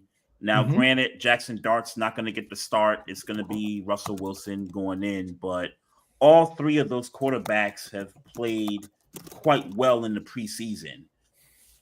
I got an upset here. I think the Giants are going to upset the Commanders week one. I'm with you on this. I really am. And that's maybe it's a hot take. I don't see the Commanders making the playoffs this year. I think they're going to be they're going to be a 2 steps back, maybe 3 steps forward in a couple of years kind of team. I love Jaden Daniels, by the way. Right, yeah. He's going to be a great quarterback. I just think there's some issues I see on that team in terms of their roster. I think they were very fortunate to win a few games last year. 9-8 could be their year. What I mean is, but then once they change over the roster, make some other moves, right? Then I think you'll see them really ascend towards where I think Jaden Daniels will be. I just have this odd feeling they have an off year. And the NFC is getting tougher than you think now. The NFC is coming up now in quality, right? The AFC was kind of ruling it for a few years, but the NFC is really, you got some really good teams down there. You got Seattle, you got Tampa, you got Detroit, of course. You got, even Chicago starting to make a push now. So it's going to be interesting to see what happens. I think you got to put Tampa in a conversation to. That's my Super Bowl pick. Compete for a Super Bowl. I think you and a lot of people, they don't put Tampa there because of the division that they play in, but you got to watch Tampa when they don't play their Falcons, the Saints, and the Panthers. You got to watch them against these other teams. Like last year, they beat the Eagles early in the season. They beat Detroit earlier in the season. The two teams that, going into last year, people were talking about, Tampa beat both of those teams. Yep. So they can compete with any of those other NFC teams that's not in their division, but they don't get put in that conversation because of, the competition within. But reality sets in. They're not going to be playing those teams when it's playoff time. They're going to be a tough out. And for the record, what's Whittle's pick in the NFC is the Tampa Bay Buccaneers. And that's a team I hated leaving out here. I think Green Bay and Tampa Bay are very, very close. Like, would it surprise me if Tampa Bay made it to the Super Bowl? Maybe not as much as, Whittle's really, really high. He picked Baker Mayfield to win MVP, which, that's a great take. I mean, that'd be great odds, by the way, if you could bet on Baker Mayfield to win MVP. He put up MVP numbers last year. He's been excellent, and they got, again, say what you want. Bowles is kind of quiet, but he's a good coach, man. That guy, he's very well respected. Very solid. And like I said, that division isn't that, they could be able to rack some wins in that division too. So Absolutely. that's probably going to be the key for them. They can't be slipping up against New Orleans or Carolina. They got to sweep those games, and then we'll see what they can do. But they could compete against the Eagles, Detroit. Yep. I mean, they could compete against those guys too. Yep. But I like your Giants pick because they got a pretty nasty front four developing. Yeah, in New York right now. That's going to be key. Yep, and Wilson's solid. He'll be steady enough for them. It's going to be a major upgrade for them what they've had the last couple of years. I like the way Jeff thinks here. Joshua and MVP again. Yes, I like that. Speak that into the universe. I know Trey doesn't like that too much, but hey, just don't take it from Lamar. Just don't take it from Lamar. Hey, we'll share. We'll go every other year. How does that sound? A couple of years for Josh, a couple of years for Lamar. You know what? Hey. We'll all toast at the end, as they say, right? So, yeah. Jarek, do you have a NFC prediction?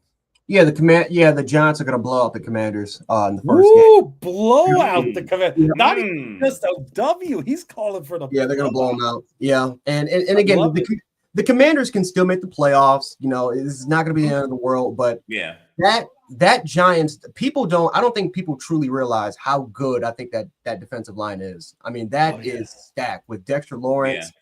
Brian Burns, Kayvon Thibodeau, and now Abdul Carter added to the mix. They had another defensive tackle that dominated David Edwards in our preseason game. And yeah, you're going to run a lot of base vanilla with your offensive line scheme, but our both. I mean, it's insane. Some of the stunts that they were running, some of the different alignments, formations that they were running within the defensive line. Having Brian Burns, kind of play more as your 7. Then you had what's his name, Abdul Carter. He was playing as a 4-eye. And was slanting and just slanted hard in the inside, and Torrance could not block him. It was nothing Torrance could really do, just because of the speed and power that that ability to convert speed to power is just insane that he can really do. Deion Dawkins was having hard times. Now Deion Dawkins is one of the 5 best tackles in my opinion in the National Football League, and Carter was it was a battle. Let's just say it was definitely more of a battle.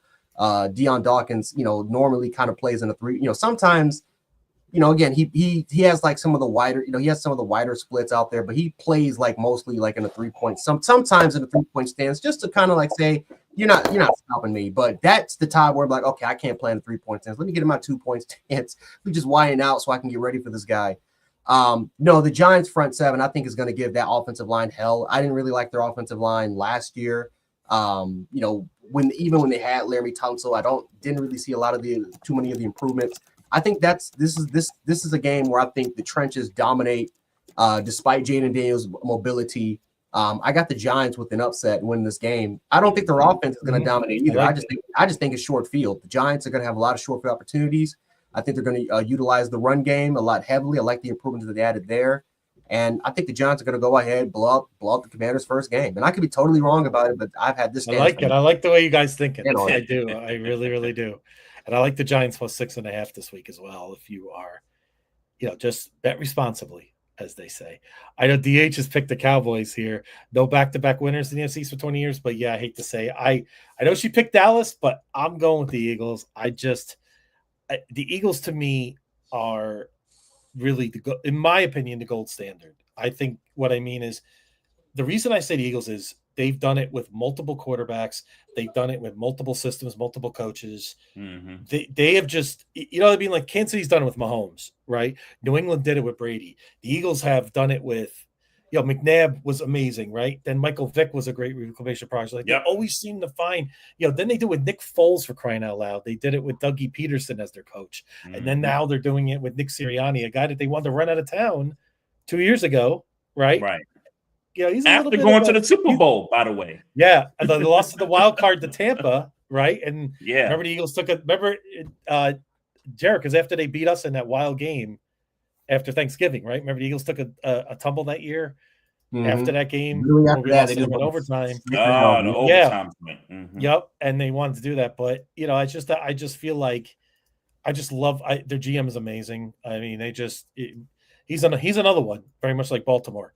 Like, how the hell does he amass all this talent, right? How does Howie Roseman always seem to find these players? It just amazes me. Easy. Right? So easy. For the most part, I mean, Howie Roseman got left, like he got left behind, a Hall. When you have like Fletcher Cox and Brandon Graham, you have the offensive line that inherited. And then again, they had a couple of bad spots, but they had great draft positions to get players, to get certain players. Like you got a Jordan Davis in the first round. You were able to get a position where you got Carter literally with as a top 10 pick because he slid because of the the offseason thing that happened obviously. Otherwise he would have been easily a top 3 pick. And then a lot of the stuff again is simply because he's trading within the conference, not just within the conference, but within the division, which is with the Commanders. Thanks a lot because we could have maybe had a Cooper DeJean. Unfortunately, no. They got Cooper DeJean, Quinyon Mitchell, and then just got a bunch of Georgia players, right? Get Georgia and Bama players. They have the most Georgia and Bama players out of anybody in the league. Just go to the SEC. Dominate, stash the players up, and then when they're ready to roll, you rotate them in. I mean, it's bad enough that a rookie first round Jahad Campbell is not going to start. He's a first round pick. Some people are saying he's a bust already. No, it's because they're stashing him. They're ready just in case if Nakobe Dean goes, he's playing right next to Zach Bond next year. Yeah, absolutely. So we could pivot to the AFC if you guys would like to. But what is your guys' pick of the NFC for the Super Bowl? By the way, do you have one? If you wanted to interject, do you have a specific team in mind, or are you kind of waiting this out?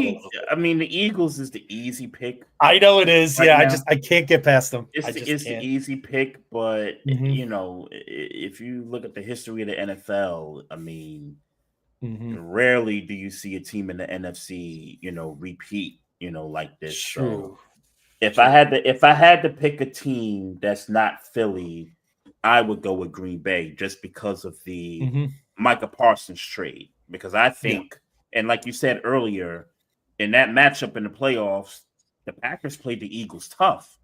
If it's not for Jordan Love, turning the ball over, Green Bay probably wins that game.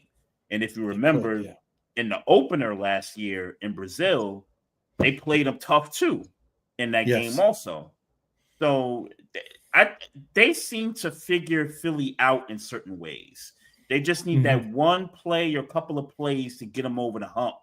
And I think Micah Parsons is that player that in a situation where it's the fourth quarter, minute left, and you're talking about that offensive line for the Eagles versus that defense for Green Bay, that's a good chess match right there. I mean, it could go either way. Green Bay is certainly, to me, the second best team in the conference right now. Absolutely. Jared, did you think an NFC? You got the Bucks? Yeah, I got the Buccaneers making it. Whittle, he convinced me of that because otherwise I was going to go up the Rams, but their secondary is just so questionable. I have so many questions about how the secondary is going to operate, but their defensive line is stacked. Matthew Stafford, the health concerns scare me with the back issues at age, at 38. That scares me. So, but no, I go with the Bucks. Their offensive line, they have one of the best offensive lines in the league. I think they have the best running back duo in the league with Rashad White, who, and on any other team would have been an RB1. Very underrated. Very underrated running back. And then you have what's his name, the kid from Oregon. Who that's the best duo backfield in the league. Got Mike Evans. I love some of the additions that they got through the draft. They got it, through the NFL draft. You got Chris Godwin there, Mike Evans there. You got the kid from Ohio State that's going to be more of their slot receiver.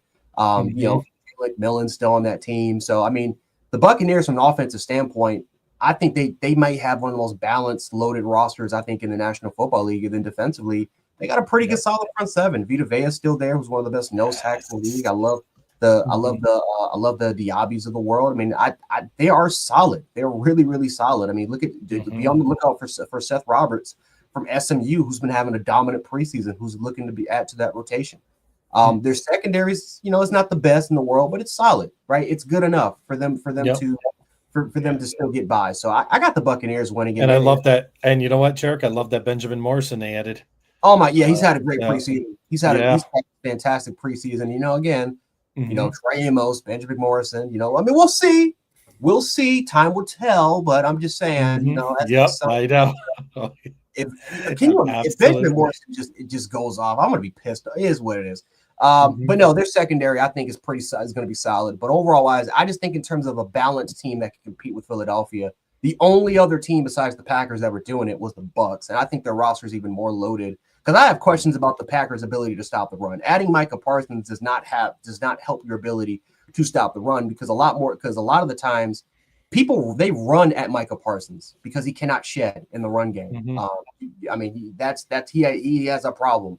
You know, we can criticize Jerry Jones we want. The one thing he said that was factual was that they needed to get better in the run game, and Micah Parsons was not helping that out because he's 240 pounds playing at, that's mostly has his hand in the dirt when he should be playing more as a hybrid role, more as a 3-4 kind of hybrid linebacker. That's exactly what he was at Penn State. Do you think he'll do that in Green Bay though? Do you think that's how they could? They could because Rashawn Gary played because Rashawn Gary is a hybrid and he plays a lot more of a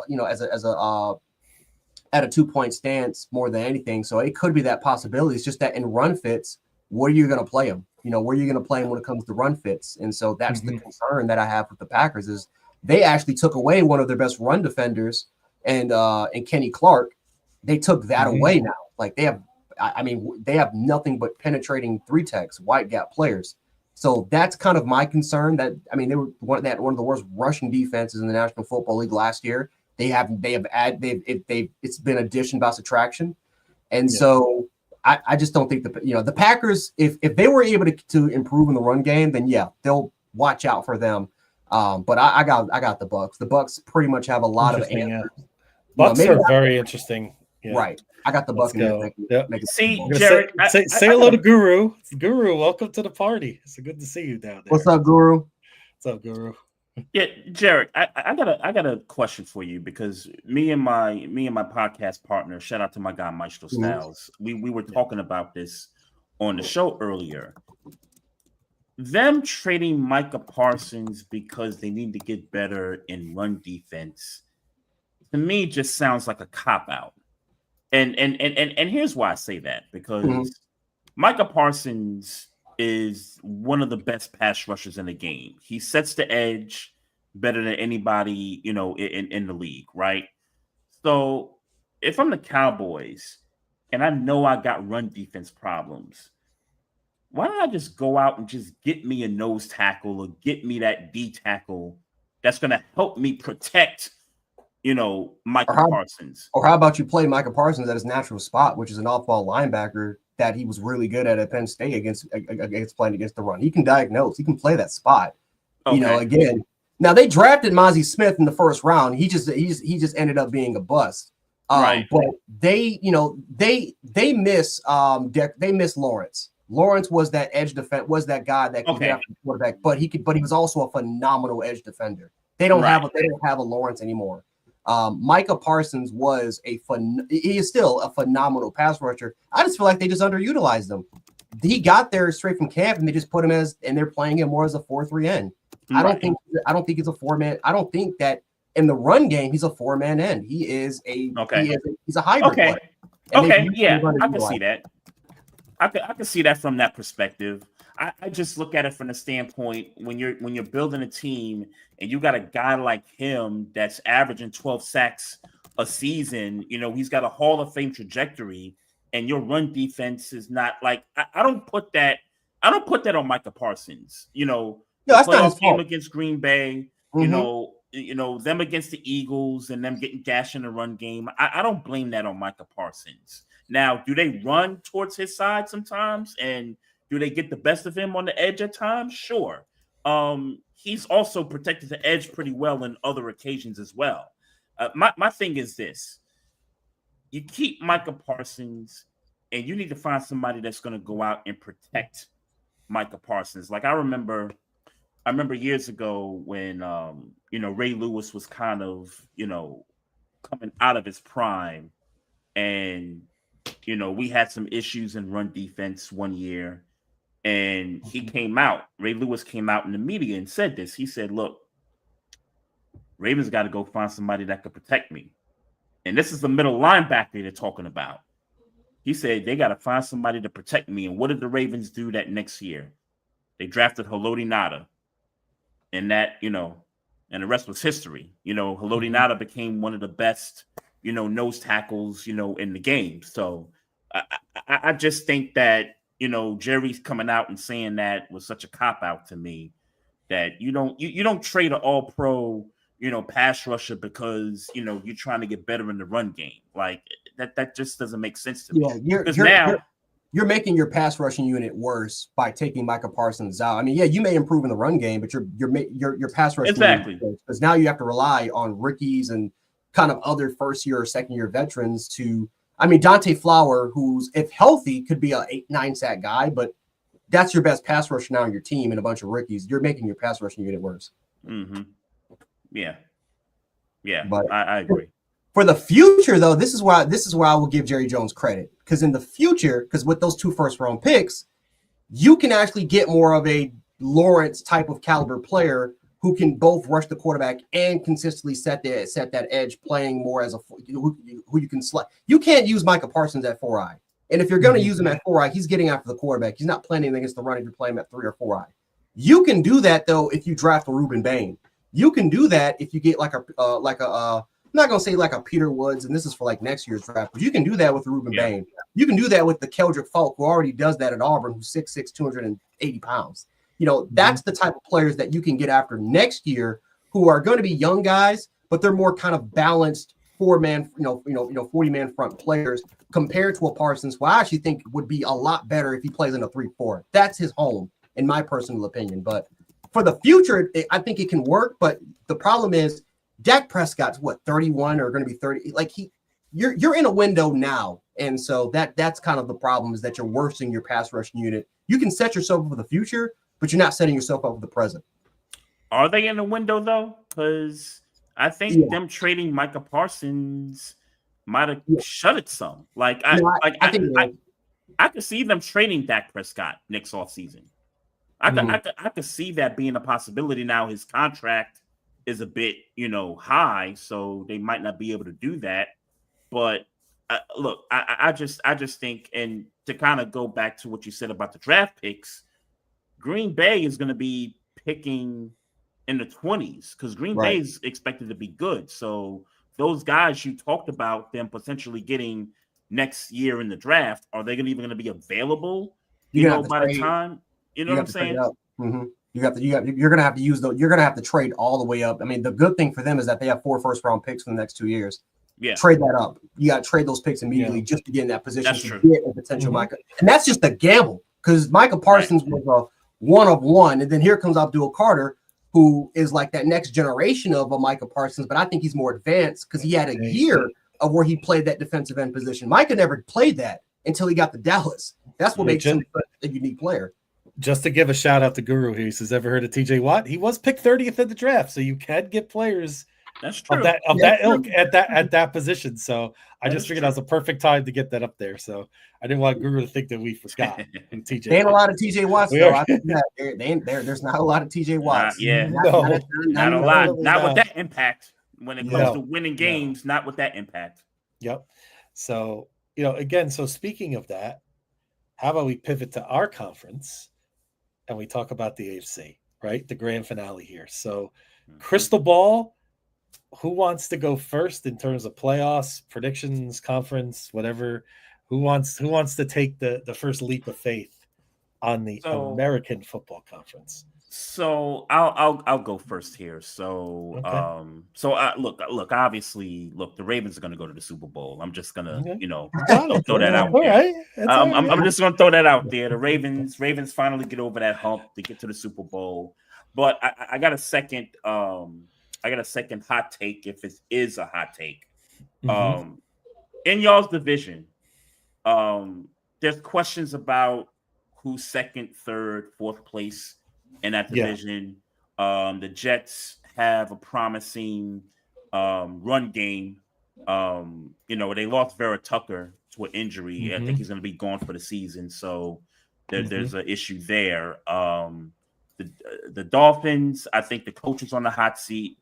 The Patriots, though, if I had to pick a team to finish second place in the AFC East, it would be the New England Patriots. Okay. Stephon Diggs, and I know he hasn't been Stephon Diggs of old, but him and Drake May, they could cause some issues, throughout the regular season. Not to say that they're going to be this dynamic duo or anything like that, but if you're not really paying attention, they could kill you on some plays.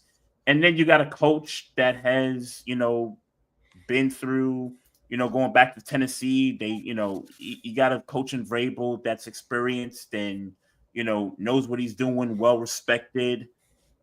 Patriots could win 9 games this year. Okay. And could be second place in that division. Yep. Now, I think, listen, I like what they're doing too. I think, we did have a great Miami guest on last week. What's interesting about Miami is they still have a pretty good roster, right? The thing with them is what's the turmoil going to be like in terms of the coach? Like, so for them, it's about the start. I feel like if they get off to a good start, they might surprise some teams. I really like their front four. I like what they're doing there. Yeah. So I still got them as second. I got the Bills obviously winning the division still. I do have Baltimore winning the division. I'm going with DH's picks here. I know they're boring, but until somebody proves me wrong about the Chiefs, I'm picking them. I'm sorry. I know Denver's coming fast. Yeah. I love what Denver's building, but I still think they'll find a way to win the division. As far as the playoffs, a guru will be happy. I do have Pittsburgh making the playoffs as well. So I just wanted to put that out there. Getting in the dance this year with the 41-year-old Aaron Rodgers under the helm. But I'm sorry, just please continue. I'm sorry. So you got Baltimore, and who do you have them playing in the Super title? Bowl? Be an all-bird Super Bowl. I know I said Green Bay might, be the second best team there, but let it just be an all-bird Super Bowl because it's time. It's time for those two cities to be, going against each other. Two cities that got respect for each other. They're like two cousins. They both places have similarities in terms of hoods and the way these cities landscape is and all that stuff. So you get Eagles and Ravens in the Super Bowl. Ooh. And am I anticipating that you are picking the Ravens to win it all against the Eagles in a rematch of this past year when the Eagles, they did take you out in Baltimore they did last year. Now, they did. Do you think the rematch would go in your favor this time? Yeah, I think so. I think what really has to happen though, and just in generally speaking about the Ravens in the playoffs, the defense has to come and play. And what I mean by that is you look at Lamar's playoff games and you look at how the defense performs in those games that he started. 2 turnovers in 8 playoff games for Lamar Jackson. Two turnovers. When you look at Kansas City, Mahomes could have a bad interception, but Chris Jones is always there to clean something up. McDuffie and that whole defense, that defense is going to make plays. They're going to make game, changing plays to close games out. Your defense always seems to come up in critical moments. Every time Josh might have a, maybe a critical turnover, a fumble here, a bad, turnover there. Defense always seems to bail out Josh Allen in certain situations. But the Ravens in the playoffs, it seems like this defense, and Marlon Humphreys talked about this, and he said it maybe yesterday or the day before, and saying, look, defense is not feared as it once was. And it's been like that even before Lamar got there.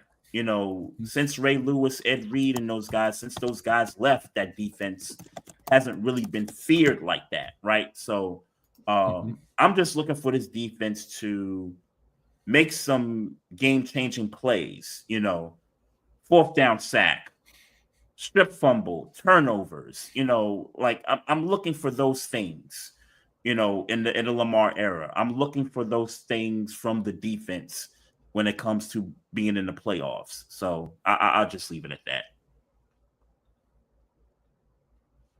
Okay. So Jarek, how about you? What you got for the AFC?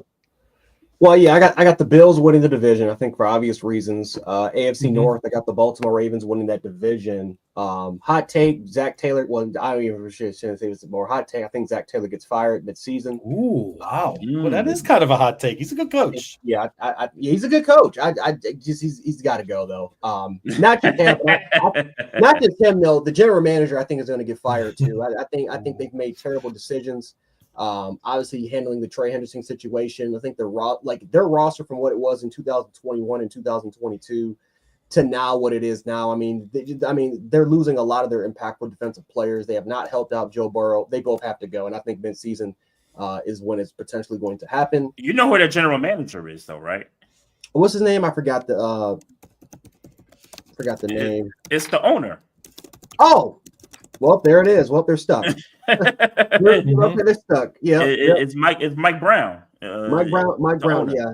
Wow. Well, they're stuck. Unfortunately. So yeah, I mean, it is what it. I mean, it ain't gonna hurt me. So it is what it is. But no, I think I got the Ravens. I got the Ravens, Steelers making the postseason.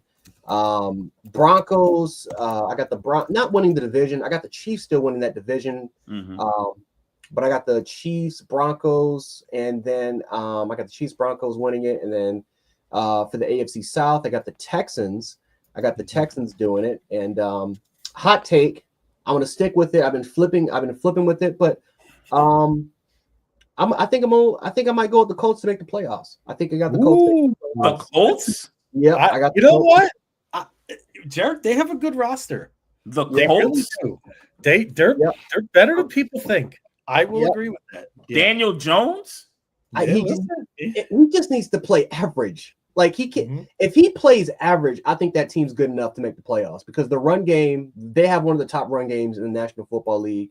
The receivers, I mean, come on now. I mean, with Pierce, Josh Downs, I think Anai Mitchell as a fourth receiver could be solid. He's gonna take a step. He's had a great camp. None of them guys scare me. Pittman is one of the best, is one of the better number ones. I mean, they have one of the most talented receiving cores in the league. And then you add Tyler Warren. Then you add Tyler Warren, who was a first round tight end. I mean, their defense. If their defense can improve in stopping the run, their pass defense is solid, like really freaking solid. They got a phenomenal interior pass rushing unit. I think Latu is going to take that next step and potentially could be that pass rusher for them. It's just their run defense. And then the other side, the other weakness is Daniel Jones. That's it. It's the run defense and Daniel Jones. And so when you have those two weaknesses, if you can just mitigate at least one of them, I think the Colts can be good enough to make it. I mean, Anthony, the quarterback play that is a hot take. Has been terrible. They made the postseason with Joe Flacco at the helm, and he played. They almost made it with Minshew, didn't they? A couple of years ago. I think they did make it with Minshew. Actually, it's just they didn't. They lost that last game of the year. They lost that last game of the year to the Texans, but I think they went 10-7 still. They just lost to the Texans for that battle. Like they 8 or 9 games or something like that. Yeah. Like they got a good roster. It's just it's quarterback. It's just quarterback.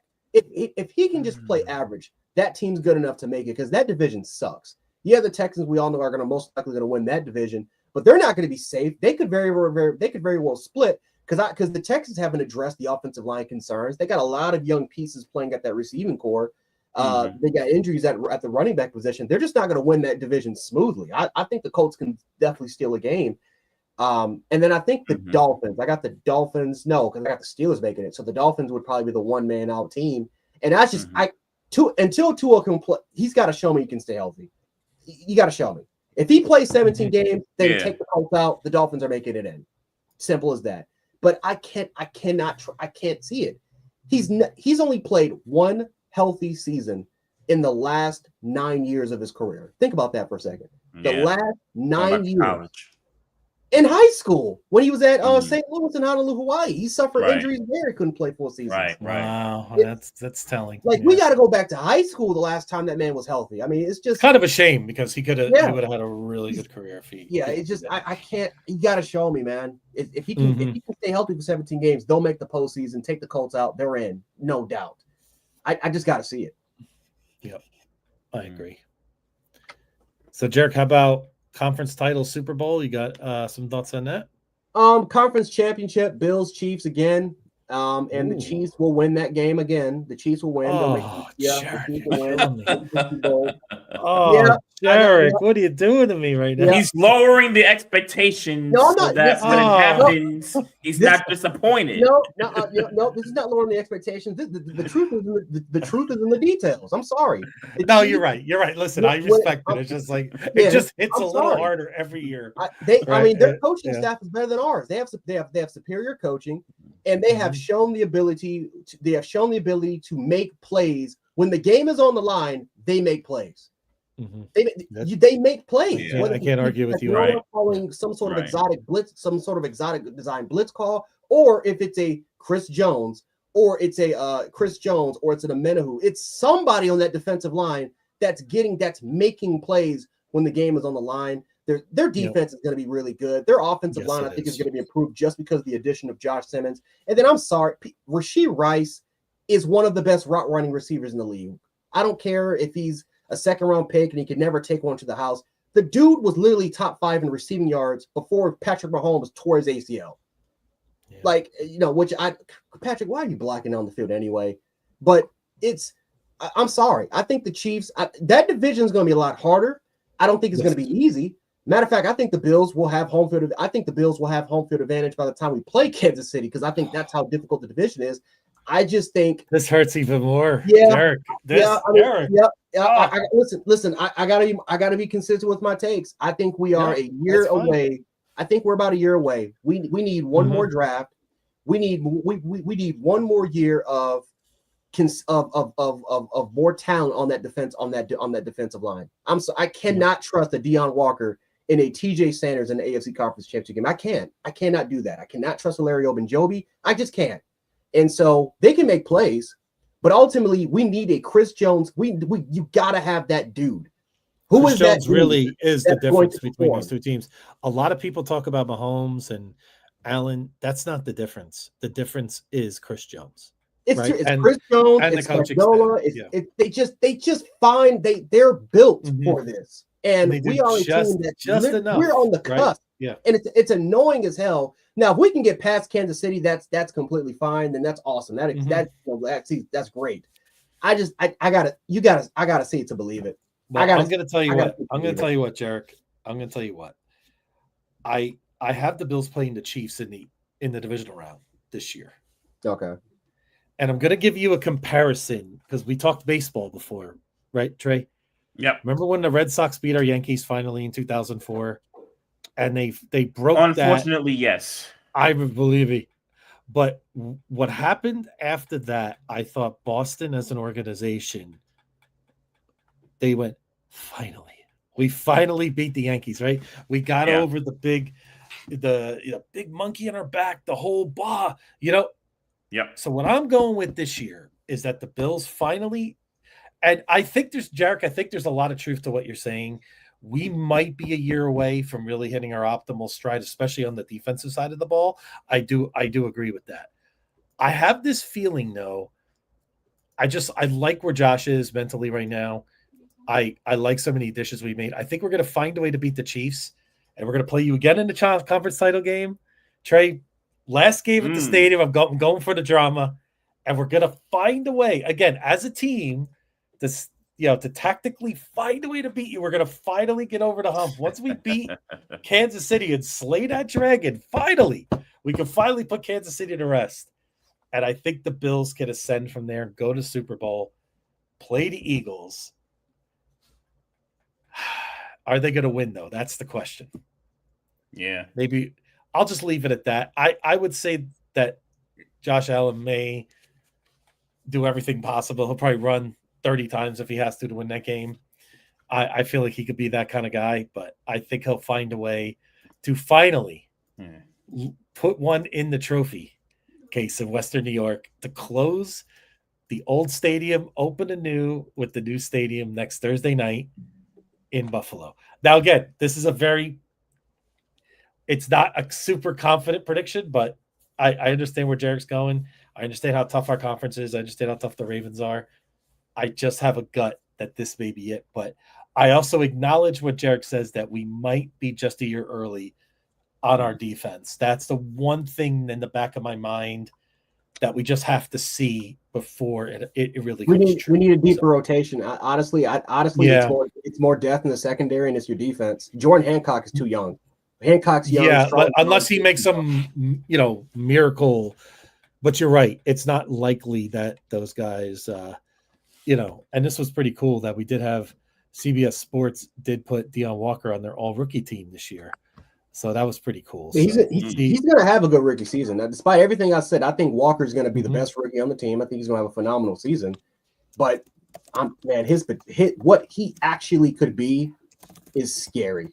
Like it's scary, man. I can't wait to see it. But this is the question, and this is to me is if we don't make it to the Super Bowl, fans are going to want McDermott's head. Regardless of what, we can go 15-2. We go to a conference championship game and lose. Like we can have one of the best seasons in Bills history. We don't make it to a Super Bowl. Bills fans are going to want his head, and they're going to call for the firing of McDermott. Now, obviously, it won't happen. But like I'm looking at all these videos, I'm looking at all the content creators. They're doing, just huge, Bills deep dives, and they've all said the same thing. McDermott and his coaching, they're phenomenal. Coaching staff is phenomenal. They always give him like an A or A minus, but they've always said the same thing. He can't get to the Super Bowl. He needs to go. And it's like, well, what other reason besides that? It's because he's got Josh Allen. And it's not a valid reason to let McDermott go, but I get it at the same time, because it's like we're going into year 10 and he still hasn't gotten Josh Allen to a Super Bowl. And so so the pressure is going to be on McDermott and that thing to get that thing rolling. I think his job is secured anyway, because Pagula won't let him go. But the fans will call for his head if we don't go, and that's going to be very interesting to see. I think we have to at least get there, right? If we lose to the Eagles, and the Eagles are just this incredible team, we'll be fine. Yeah, Bills fans wouldn't care. We'll just be glad that we. We'll care because we lost our fifth. But which I don't even want to shudder at that thought. Going through 4 of those was enough. As a 17 to 20-year-old kid. Oh. Yeah, by the way, lived in almost Central North Jersey, where Whittle's from. Growing up as a Bills fan was not an easy thing with that Norwood kick. It was rough. It was not fun. But anyway, and a loss to the Eagles this season would be the whole division. You know what that would mean? All your losses, every team in the NFC East. You don't want that. Oh, you don't want that. No. We're gonna find a way. Josh Allen, 40 rushes, find a way. You can retire. Hallie's got your back. You got enough money. You're good. You're all right. You go play golf. We're good. We'll take the one Super Bowl. Yeah. I'm good to go. But anyway, we're about 2 hours in. I must bid farewell tonight, even though it's still only 8:00 here. I got some things to do. But thank you both for coming on. Trey, where can we find you online? Could you give us your Twitter handle, please? I'd like to put that up there for you. Yeah, absolutely. So my Twitter handle is at barbershop SPOR 2. And that's where you can SPOR2 Barber SPOR2. No, barbershop SPOR2. Oh, got it. Okay. Yeah. So got it. So that's where you barbershop SP, just like that, right? Barbershop yep, just like SPOR2. That. Yep, that's okay, great. Just wanted to let everybody know. Give you a follow, listen to your podcast, and you are a definite friend of us here at Coast to Coast, and we really enjoy having you on for this. And I have a feeling we're going to see you again at some point, like Jarek keeps alluding to, and I agree with him that I think this is just the beginning of our journey. And just listen, I agree. Thank you, Trey. Great guest. I couldn't agree more. So thank you very much. We love having you on here. Can I make an announcement? Of course you can. If you don't mind. Yeah. So as you guys can see, so I got a banner behind me and I got a T-shirt on with 10 years on it with our logo. Nice. So wow, me and Maestro Styles. That's my brother for 23 years since I moved here in the area. Wow. We started this podcast 10 years ago in his living room with just 2 mics, and that was it. We pre-recorded podcast episodes early on, and then one half of the 2 Live Stews reached out to us and put us on his podcast network at the time. So is that called 2 Live Stews, like 2 Live Crew? That is cool. Yes, that's cool. I love that. It is. By the way. It is. Yes. Got that. Okay. Shout out to Doug Stewart. Shout out to the homie there. There you go. So yeah, we're celebrating our 10-year anniversary of the podcast this year. We're Wow, celebrating. congratulations. Thank you. Appreciate it. It's a huge accomplishment for the both of us. We're about almost approaching 450 episodes, since we started this thing 10 years ago. Wow. And in light of us celebrating 10 years, if any of you guys in the chat that are Bills fans, if any of you guys are in the Baltimore area, DC, Virginia, the whole DMV area, we are having a watch party for the Canelo versus Crawford fight on Saturday, September 13th. Cool. Nottingham. Week and a half away, man. I cannot wait for that fight. Yeah, that's gonna be a good one. That's gonna be a huge one. That definitely is gonna be a huge fight there. So, but yeah, follow us on Twitter at Barbershop SPOR2. We also are on Instagram. Also, the Instagram handle is at Barbershop Sports Talk Podcast. And if you go to our bio, there's a link in there. If you want to purchase tickets to come to the watch party, you can do so there. We're going to have, food. It's going to be an open bar. We're going to take pictures and, folks get to come out and meet me and Maestro. If you guys want to share some, sports takes, or if you guys had any issues with what we said in the past, y'all can finally come, say it to our faces and all that good stuff. Airing the grievances, so to speak. Right. And more importantly, the main event, which is Canelo versus Crawford. So, again, Saturday, September 13th, 8:30, Nottingham's Tavern in Columbia, Maryland. Go to our Instagram page at Barbershop Sports Talk Podcast. There's a link there if you want to purchase tickets. And if you still want to come but haven't purchased your ticket yet, you can pay so at the door. So just wanted to throw that out there. And again, Beyond, I just want to appreciate you and thank you for letting me on your platform to talk Bills. It's a pleasure. It is. We really enjoy it. And we got to thank Whittle too. He's hard at work. We want him gainfully employed so he could come back and gotta get money. Join us. Gotta get money. Yeah. Hey, listen, it happens. He's doing he's got to do. Jarek, I want to thank you as always, man. I always enjoy our conversations here on this pod, and especially in our spaces. I look forward to it all the time. So yeah, man.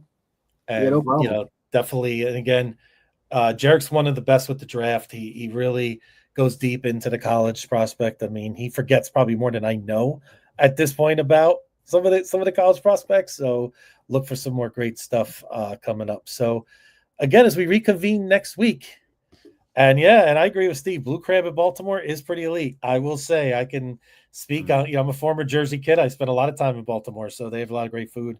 It's a great area down there. I really always enjoy it down that way. So it's a great definitely city. Great time. It really great is. City. Yep. Yeah. Absolutely. So it should be a great season. Let's kick this thing off. Let's have a great game. Let's have no injuries so we could go forward, and we'll go forward through September. Absolutely. Right. So thank you very much, everyone, for joining us tonight. We're going to call it an evening. And again, thank you all in our chat. It was very lively. Over 600 listens tonight, even without, as Stu, our fearless leader, calls him, the almighty Whittle. Out of commission. We had the backup QB, like the Mitch Trubisky coming in for ball cap Josh coming. Hopefully we'll see Mitch Trubisky Sunday night, and not for the reason you think. But I don't think we're going to see a blowout. But I'm hoping. But I would be stunned. Need the 2-star QBs there. Got to have them. They'll be there. They'll be there at the end. So it should be a great game. Thank you all very much, guys, and we're going to end it and have a wonderful evening. Take care, guys.